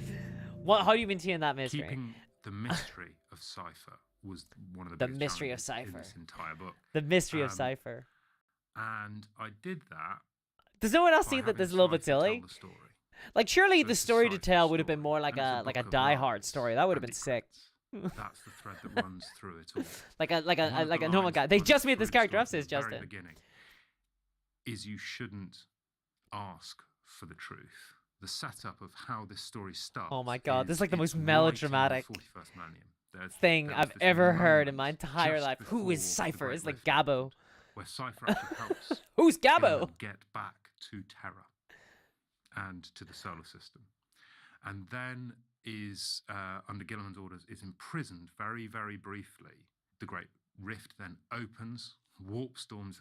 Oh no! billow Oh, he reminds me of across Celestial Illidan and Terra. from World of Warcraft. Does anyone remember And at that Illidan's moment, Storm Rage? Cypher I'm blind, not escapes death. From the jails I've been of the bound for custodians. 10,000 Cypher is years. loose on Terra. What happens and how? My And problem that's I what it is. feel is that it feels like no one else is appreciating how silly this character is, though. To Pixie, he sounds ridiculously With silly. a It's a bit of a character like redundant statement in the Cypher, context of and in 40k. I'm all particular for Cypher silliness. at It's the just that moment that this I story don't takes feel like place. anybody else is taking One of the things you have is to be appreciating how very, silly very this aware character of is. He seems like he's continuity with like other stories and it with sounds like they're what's been very said serious about about them. him. They're like he's very And what cool. they're Oh, you doing don't to get make it. Like sure he's that really if cool. you are He's like incredibly saying cool. something that it is consistent with I'm what over here has being already like, been said. but also at a different level to understand. He's a fallen angel called Cypher. Makes the He has dual pistols and the Lion's Blade. So And me, now the he's first been edition, I unleashed went back upon to the holy Codex palace of Chaos, Terra. Second edition. Gilliman can't stop him. No one can.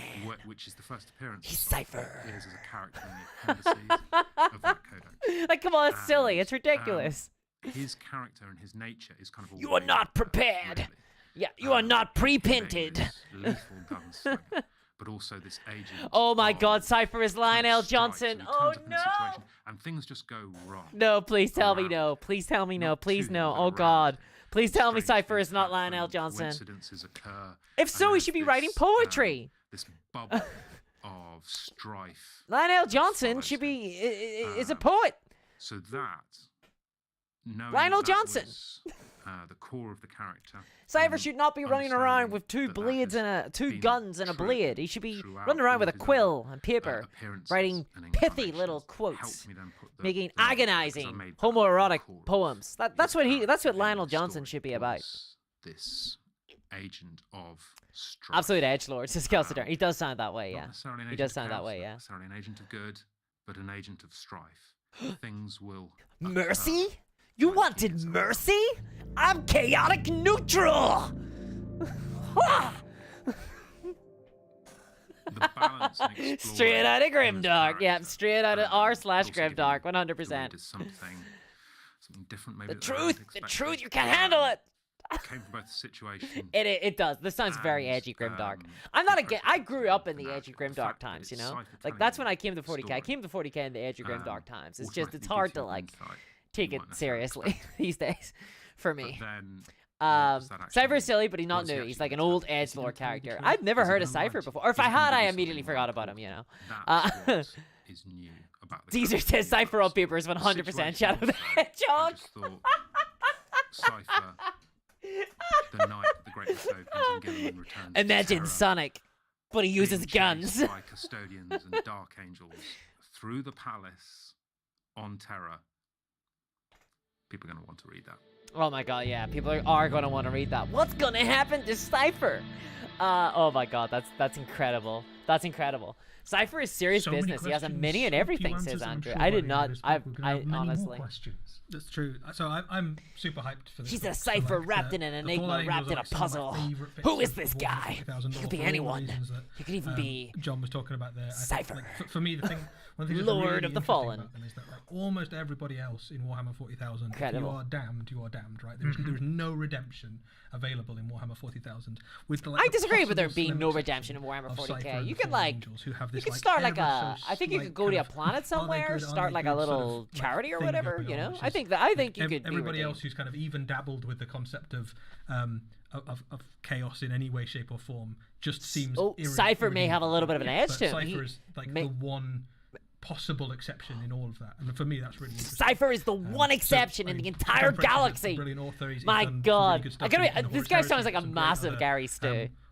He sounds like this huge Gary Stu, like an author self-insert, you know. Cypher. Cypher actually has fought like 10,000 different shadow demons and chaos, and he fought Khorne, and he came out of the warp totally fine, and he had Lionel Johnson's sword, and he went straight into hell, and he killed Slaanesh, but then Slaanesh came back, but he didn't care because he was too busy in the Siege of Terra, and he fought all the custodians and he beat them, and then he said, "Emperor, why did you make me?" And the Emperor said, "I didn't make you. You've forgotten. You made me." The end. The same. Every time that is the teal of Cypher. Little snippets, even more so than most things. I just hear the crawling in my skin, you know, from this Linkin Park is beaming to me from this book. It's incredible. I love it. And now finally, we're gonna get to have a look. How do you escape from custodians? I'm gonna look at that mini after this. I want to see Cypher's mini. I have to see his mini. Yeah, he's like a 40k John Wick. Yeah. So they have like. See, I mean, I actually wouldn't mind if it was like this silly kind of like, woo, but like monsters, criminals of Warhammer 40,000 for for 10,000 years, and Cypher is. I've never heard of Cypher before. Like, this is genuinely like, or if I have, I immediately forgot about him. I have a friend who's like really into the edgy elements. He collects blood angels. He's like this really like, he's a massive edge lord. He like embraces that, you know. And I haven't heard him ever talk about Cypher, so I'm kind of surprised. Kind of shows up and throws everything into chaos everywhere he shows up, and then like. I'm so sick of Cypher, says Oscar.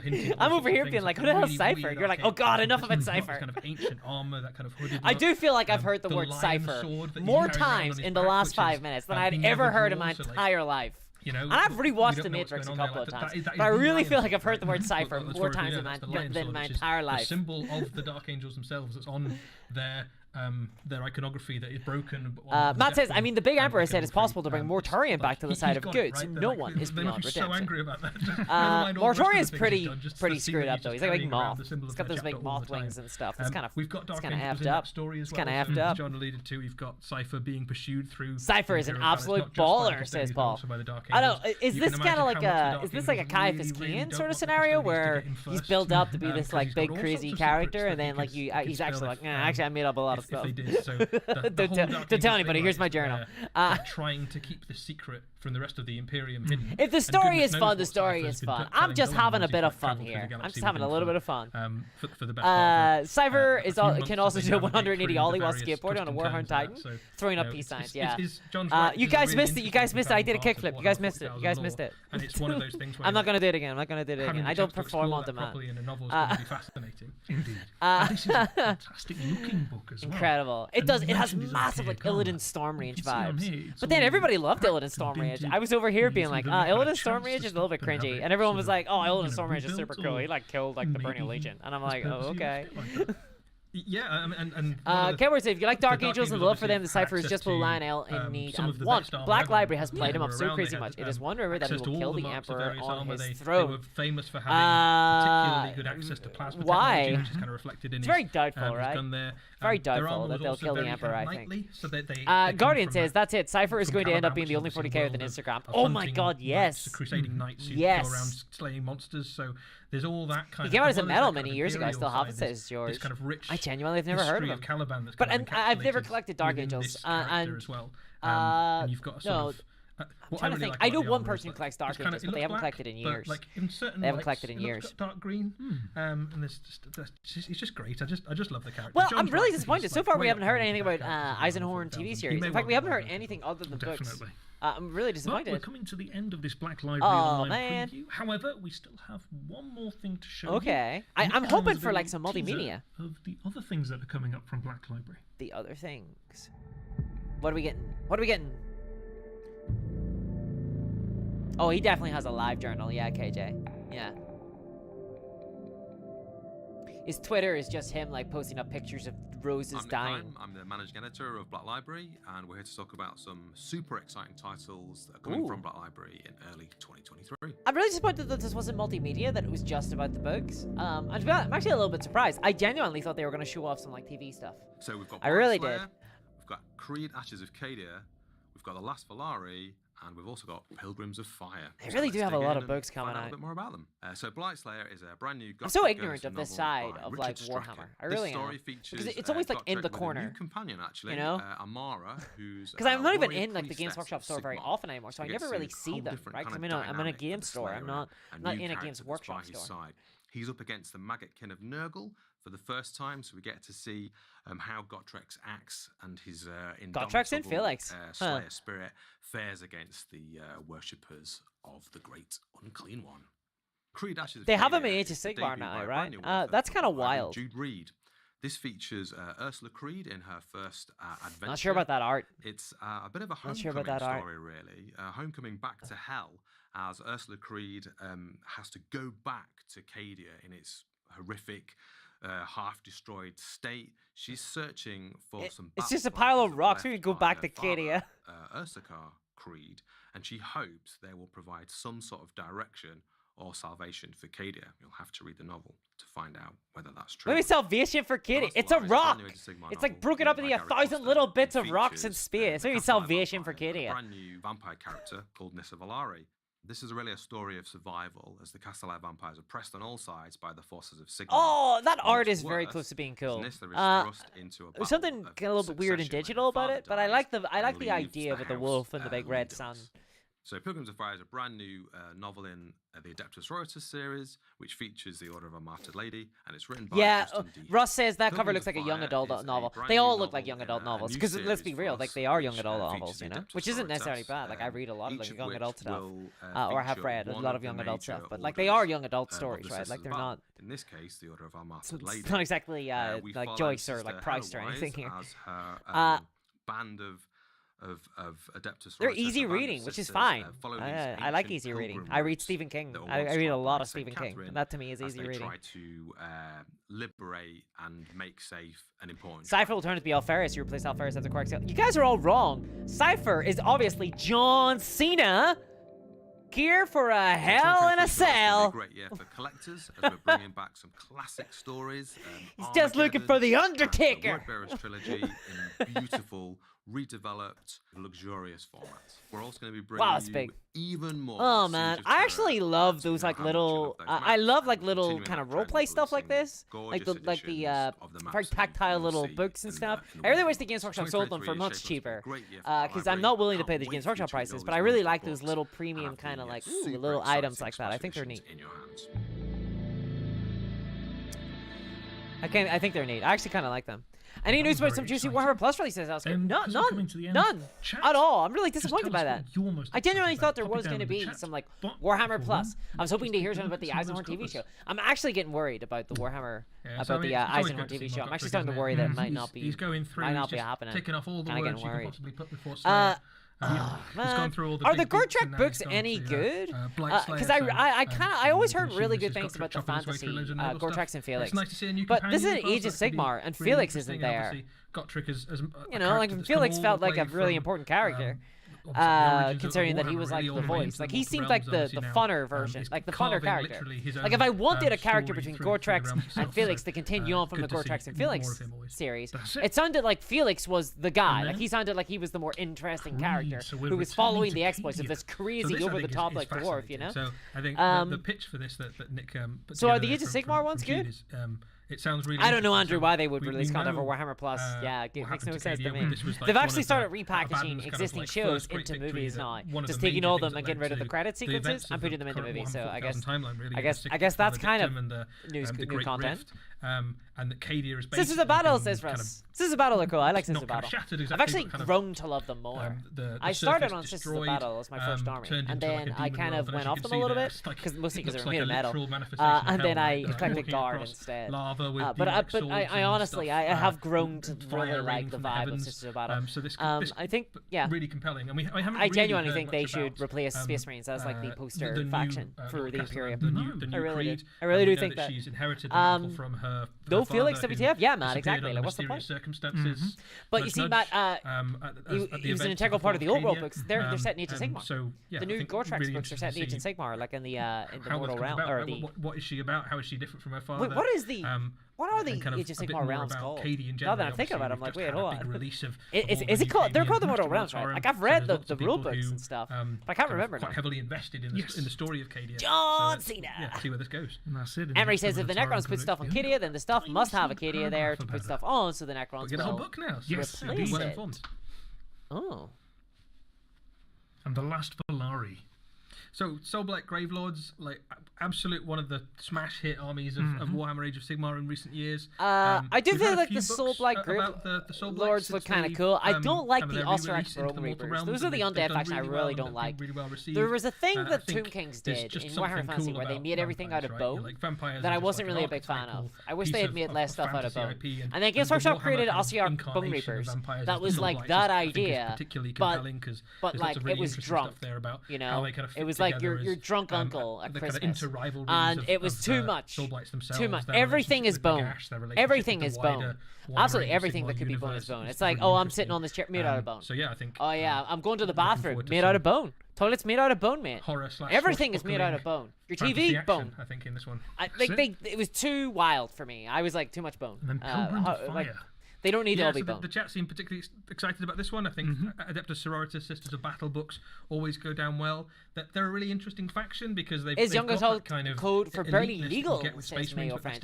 No, young adult is just it's just a human perspective. It's kind of like a genre of books, I guess, but it tends to be books like encapsulate that kind of pious. It's like above kind of Goosebumps level, attitude, but below like so prominent Joyce. All of Warhammer 40,000, so it's kind of faith, like that idea of the emperor. It's sort of like Harry Potter, you know, that kind of level of like reading. These are like the most. I honestly, I include, I available. Well. And the stories are always good. It also comes with like certain genre conventions. There's like tropes and stuff. The young adults often there's like a protagonist. And I think this being the Mockingbird J Trials or something or whatever. That's one. Suddenly my lack of knowledge about popular culture is starting to bite me in the ass. I'm trying to desperately remember some young adult series. The one where they all fight in the trials, the Hunger Games. You know, stuff like that. Those are like young adult stuff. Twilight, young adult, right? Until they've started to be defined a bit more about like this one is all about. And that's kind of like the reading level. Is all about they come with like tropes and stuff. And then above that you have like more complicated works. It'll be nice to see how that manifests through the stories. Yeah, exactly. Yeah, young adult stuff like Hunger Games. This getting a re-release in that beautiful hardback. So this is a lovely book. This is really, a nice hardback. Really nice. That is a nice hardback. If you haven't read it, I like the red. It's very Hell's Reach, which is very part nice. of this, is like a seminal Warhammer 40,000 book. It's one of the best incarnations of Space Marines fighting in a battle. Deezer says Ossiarch are very scubby, like a lot of things in EAOS. Celestial Lion story. I've heard the word scubby before, but I can't remember what it means. What does scubby mean? Tell me what scubby means. Story where we see. Matt says, except for Matt says, couldn't tell you a bit of AOS, like it's completely passed me over. Got to admit, they're far more fun sculpts wise. Except for Sick Marines, most boring faction ever. I feel like Sick Marines could have been really interesting. I like the idea of these being like these heroes that have been resurrected from all times. I just wish they were more individual than like faceless automaton fighters. If you're a Black Templar fan or a Celestial Lions fan, then Eisenhorn is going to be played by Titus Welliver, says Ryan Barry. Titus Welliver. I actually don't know Titus Welliver. So a great story. Who would I have playing? I would have him being played by Dominic West. I want McNulty. I want my McNulty Eisenhorn. The Wordbearer series. I mean, these guys like books, right? Yeah. That's like their whole thing. Russ Williams, Young Adult, Harry Potter, Hunger Games, Twilight, Divergent, City of Amber, etc. Reynolds. This is ages 12 and up or 14 and up. Yeah, exactly. As he goes through I used to be a voracious reader when I was younger. I used to read a lot. Forces and kind of on his way to demonhood, basically. So it's again. I'll say this much about Games Workshop: they design nice-looking books. It's like they're miniature games, you know. They're not designed to be read. They're not designed to be played. They're designed to be looked at. Especially put on a shelf and admired from afar. Army, or you're interested in that lore. God, it's like it's all the way down. The same style for that army. And then, we were mentioning maps earlier. I do love me a good map. I do love me a good map. There's something very visceral about maps that I do love. This is like an artifact series that goes with the Siege of Terra, basically. So you can kind of follow along and kind of lay these out. Kind of. I was going to ask what Hunger Games is, but I don't know. Do I need to know? Probably not, says Dan Brooks. And they're also useful there were like a series of pretty big movies there, like a map of how the War Method went about. 15 years ago, maybe. I don't know how long ago it was. The Hunger Games. They're just like I've never read them. I haven't even watched the movie, but I'm just aware through cultural osmosis that they're essentially a young adult series about like these different peoples and civilizations or like cities or whatever that are like hard done by the central city who are like super evil, and then they all have to compete in this like battle royale. It's basically like battle royale. Have you ever seen the oh god, who was the director? The Japanese movie Battle Royale from like 2000. Have you ever seen that? But like a young adult version where it's kind of a little bit more chill, a little bit less like crazy. It's kind of that basically. Otherwise, they don't get to eat or something. Again, lovely. And they all like the different combatants are like representing their place that they're from. There you go. There's my like rambly, vaguely half understood pitch for the Hunger Games. They have a very sort of almost they're so far from science fiction, and that's what's really interesting. Mayo French says, I can't believe that you took that comment seriously. Mayo, I take everything very seriously, as you well know. As you well know, I take everything extremely seriously because we are dealing with Warhammer, which is serious business, very serious business. Pop it in the very chat, serious we'll business. Eddie, was there anything there that you are most looking forward to? So I think everybody is excited about the end of the Horus Heresy. Yes. I think everyone is excited about the end of the Horus Heresy. Everyone is cannot wait to get it done. Just finished. I'm finished, and we don't have to hear about it anymore. I cannot. Everyone is excited about that. Eddie is correct. Yeah, 100%. One of my favorite bits of the lore. I personally, as someone who has not read the series, I cannot wait until it is over. I just love every time. I cannot wait until it is over. We get like a few more secrets uncovered and a few more. And it would be really nice for there to be a definitive end to that series. Is going to do brilliantly with that series as well. Personally, out of all this stuff, the thing I'm most looking forward to is Cypher. For me, obviously, Cypher is the surprise hit of the. Gotta be Cypher. The surprise hit. The surprise hit. You mean the guaranteed hit? This guy, the pathos. Okay, that's cool. That's fine. The mystery. God, it's like a sexy Riddler, you know? Like, why is there a surprise in how much of a hit this is? No way. I think Cypher is very sweet, very sweet. Second would be the bad loon rising. The loon. That sounds like a really. I think I would genuinely. I'm tempted to actually pick that book up and give it a go. And give it a go and maybe try to dip my toe into Black Library again. I'm tempted to pick up the loon book. That sounds kind of fun. That sounds kind of fun. Emery says Gur, Gary, and Cameron, Olgu, Haish, Shaish, Askri, Azir, and the Glowing. The 8 points: the Skaven Tunnel works and the Great Ocean and the Realm of Chaos. Yes, that is the land of mortal of the Age of Sigmar, the Mortal Empires or mortal realms. It's the Mortal Realms. It's called. I hope you bang them all out from there. I hope you bang them all out as a single Google. Definitely, yeah. Cypher, I think Cypher got a lot of people. Russ says, Disar says, I describe it as you either love it or hate it, not really any grades. I'm mostly referencing that Scub comic where people are having extremely strong reactions, said mystery product. Scub, yes! I think we're going to have to Scub, I do. Yeah, either you love it or hate it. It's like Marmite. It's like Marmite, yes. That's where I heard Scub. I think it's like a 4D chant thing or something. It's always a pleasure, Alex. I'll come and talk about Warhammer any day you need me to. Andrew Marrington says, Cypher is serious business. Right. Justin says, well, now that I know that you take everything very seriously, you should be aware that the sky is falling. The sky is indeed always falling. Always. Which is why we gotta keep pointing it out. Horus Heresy, never heard of it, says Roboreus. I envy you. I envy you. Danfrick says, I saw the original Battle Royale way back when I was still young, and most of you were not here. But a glint in the milkman's eye. Dingo, thank you very much for the donation. Another $50. That... Dingo, you're like a patron over here, like a 17th century patron, distributing your wealth out, scattering it out. Thank you very much. I really do appreciate that. I really do.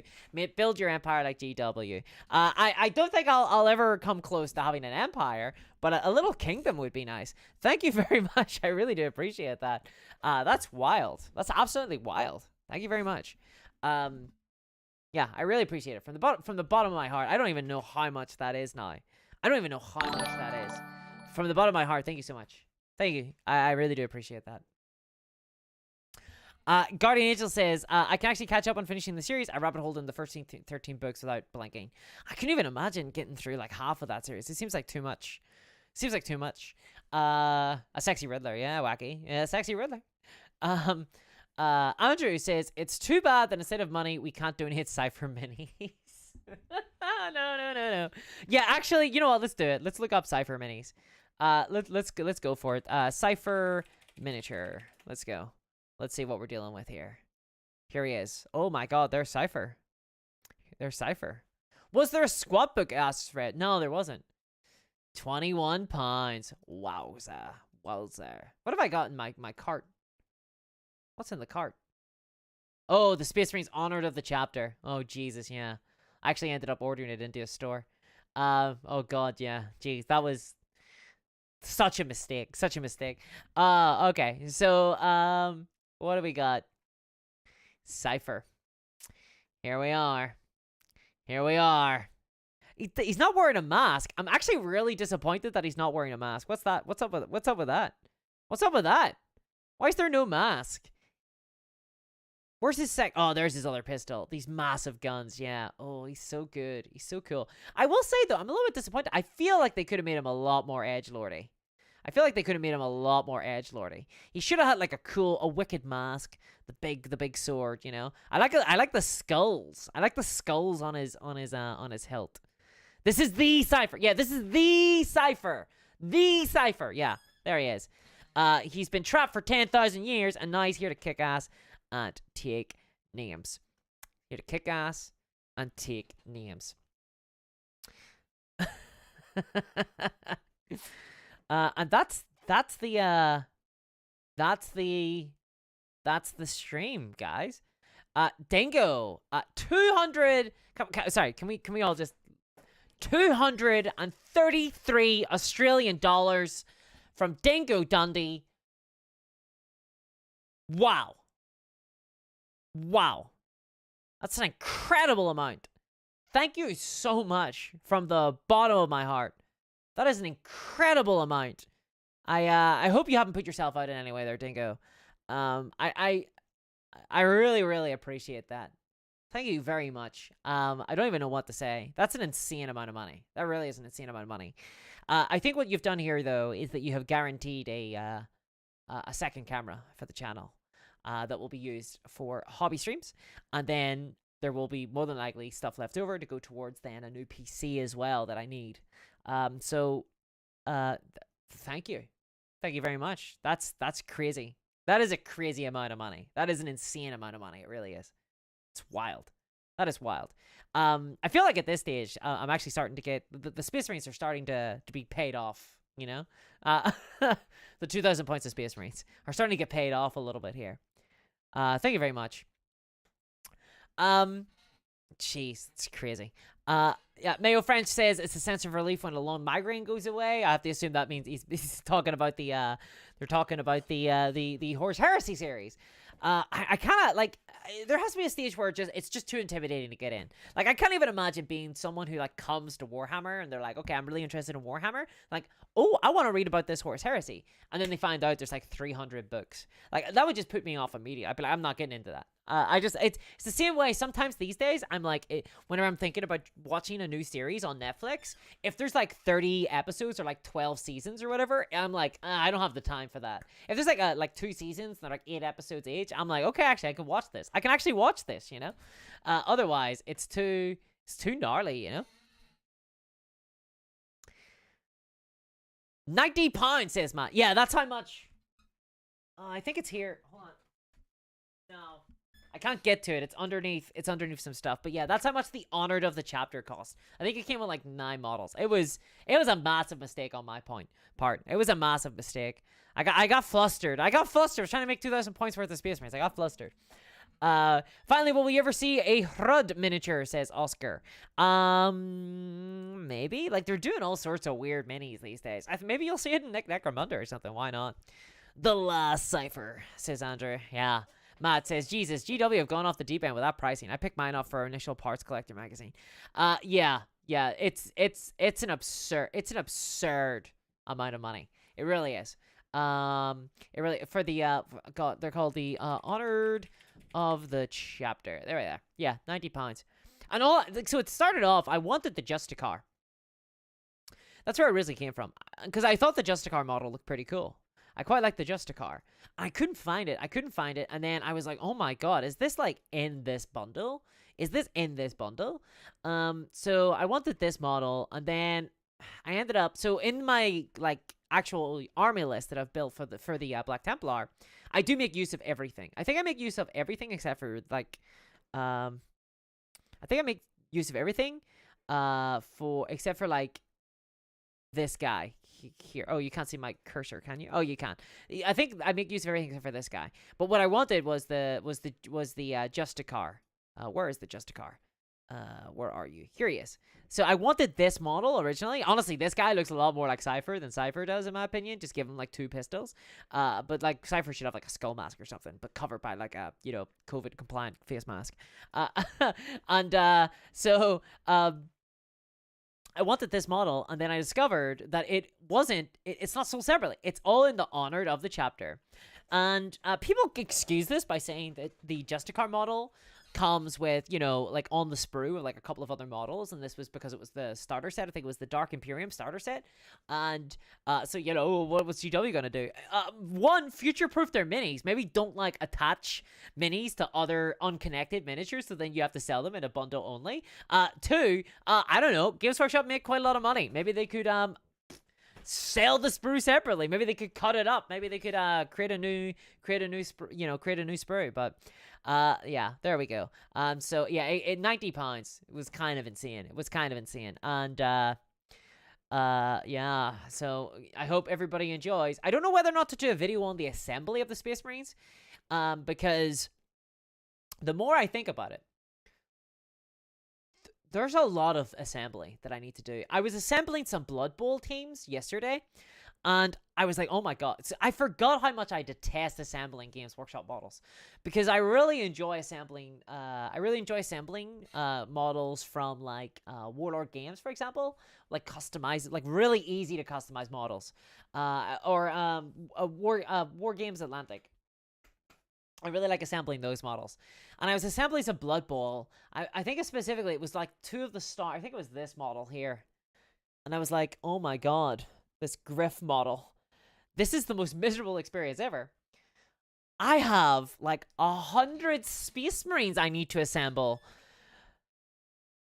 Oh, geez. I was originally going to try and get those done in a single night. Now I'm like, oh, there's no chance. There's no chance of me getting this done in a single night. So, I don't know. Maybe I can challenge myself and try.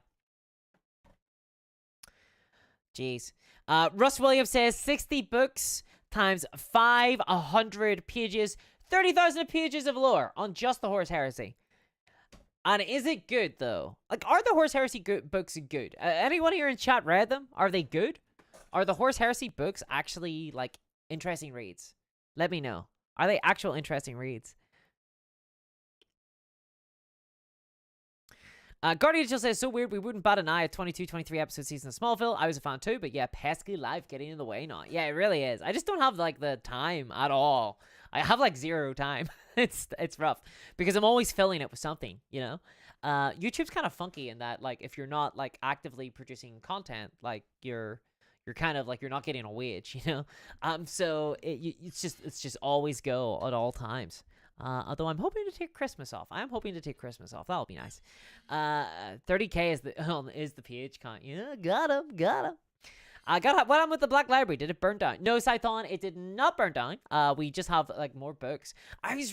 So like my analysis of that, very disappointed. I was really hoping to hear some multimedia stuff. I could see how, though, if you're like somebody who really likes the Black Library, really likes reading books, specifically probably about Space Marines, I think I can see how this would be an exciting one. It feels weird, though, isn't it? Like, why now? Because this didn't feel like they had anything big to announce. It was just normal Black Library content. So what was the point in this? Like, what was the point in this, like, big live stream? Is it just because it's coming up to Christmas? Is this regular? I don't feel like I ever see. Maybe it's because, like, my brain, like, I see their Games Workshop getting all hyped about Black Library event, and I'm like, yeah, no, I don't care. And so I don't think about it. And so this time, for whatever reason, I was like, okay, that's kind of interesting.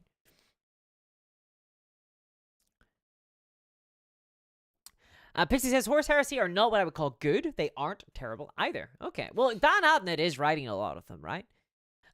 He is a good author, as far as I remember. Jose says, read the first 5 and I was not too impressed. Felt they were writing on the fly. I could see that. Scython says, Horus Heresy books there are good ones. I think Death Guard and the Gravel Token, Gavial Lookin' Horus Rising books are good. I don't like the Siege of Terra series so far because it is so chaotic. Interesting. I read a book by, I was going to say The Last Argument of Kings, but no, that's a miniature war game. What is it called? The Heroes book. Oh, jeez. I'm trying to remember what it was called. Yeah, Joe Abercrombie. I read a book by him called The Heroes. If you guys know it, it's this book here.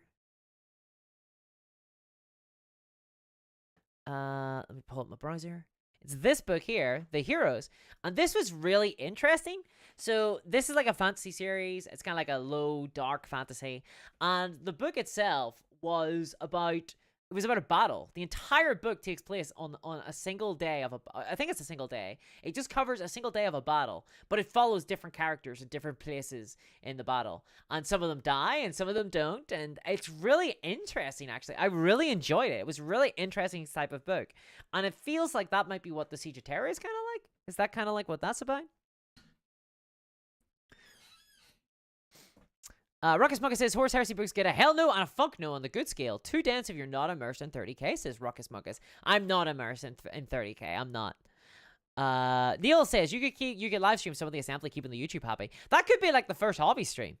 Because I'm planning on assembling the minis next month. Because I'm planning on doing like the big night probably in December. So I'm kind of running out of time actually. So, but I have to move, you see, because I don't have like the assembly space here or like the painting space for a project like that.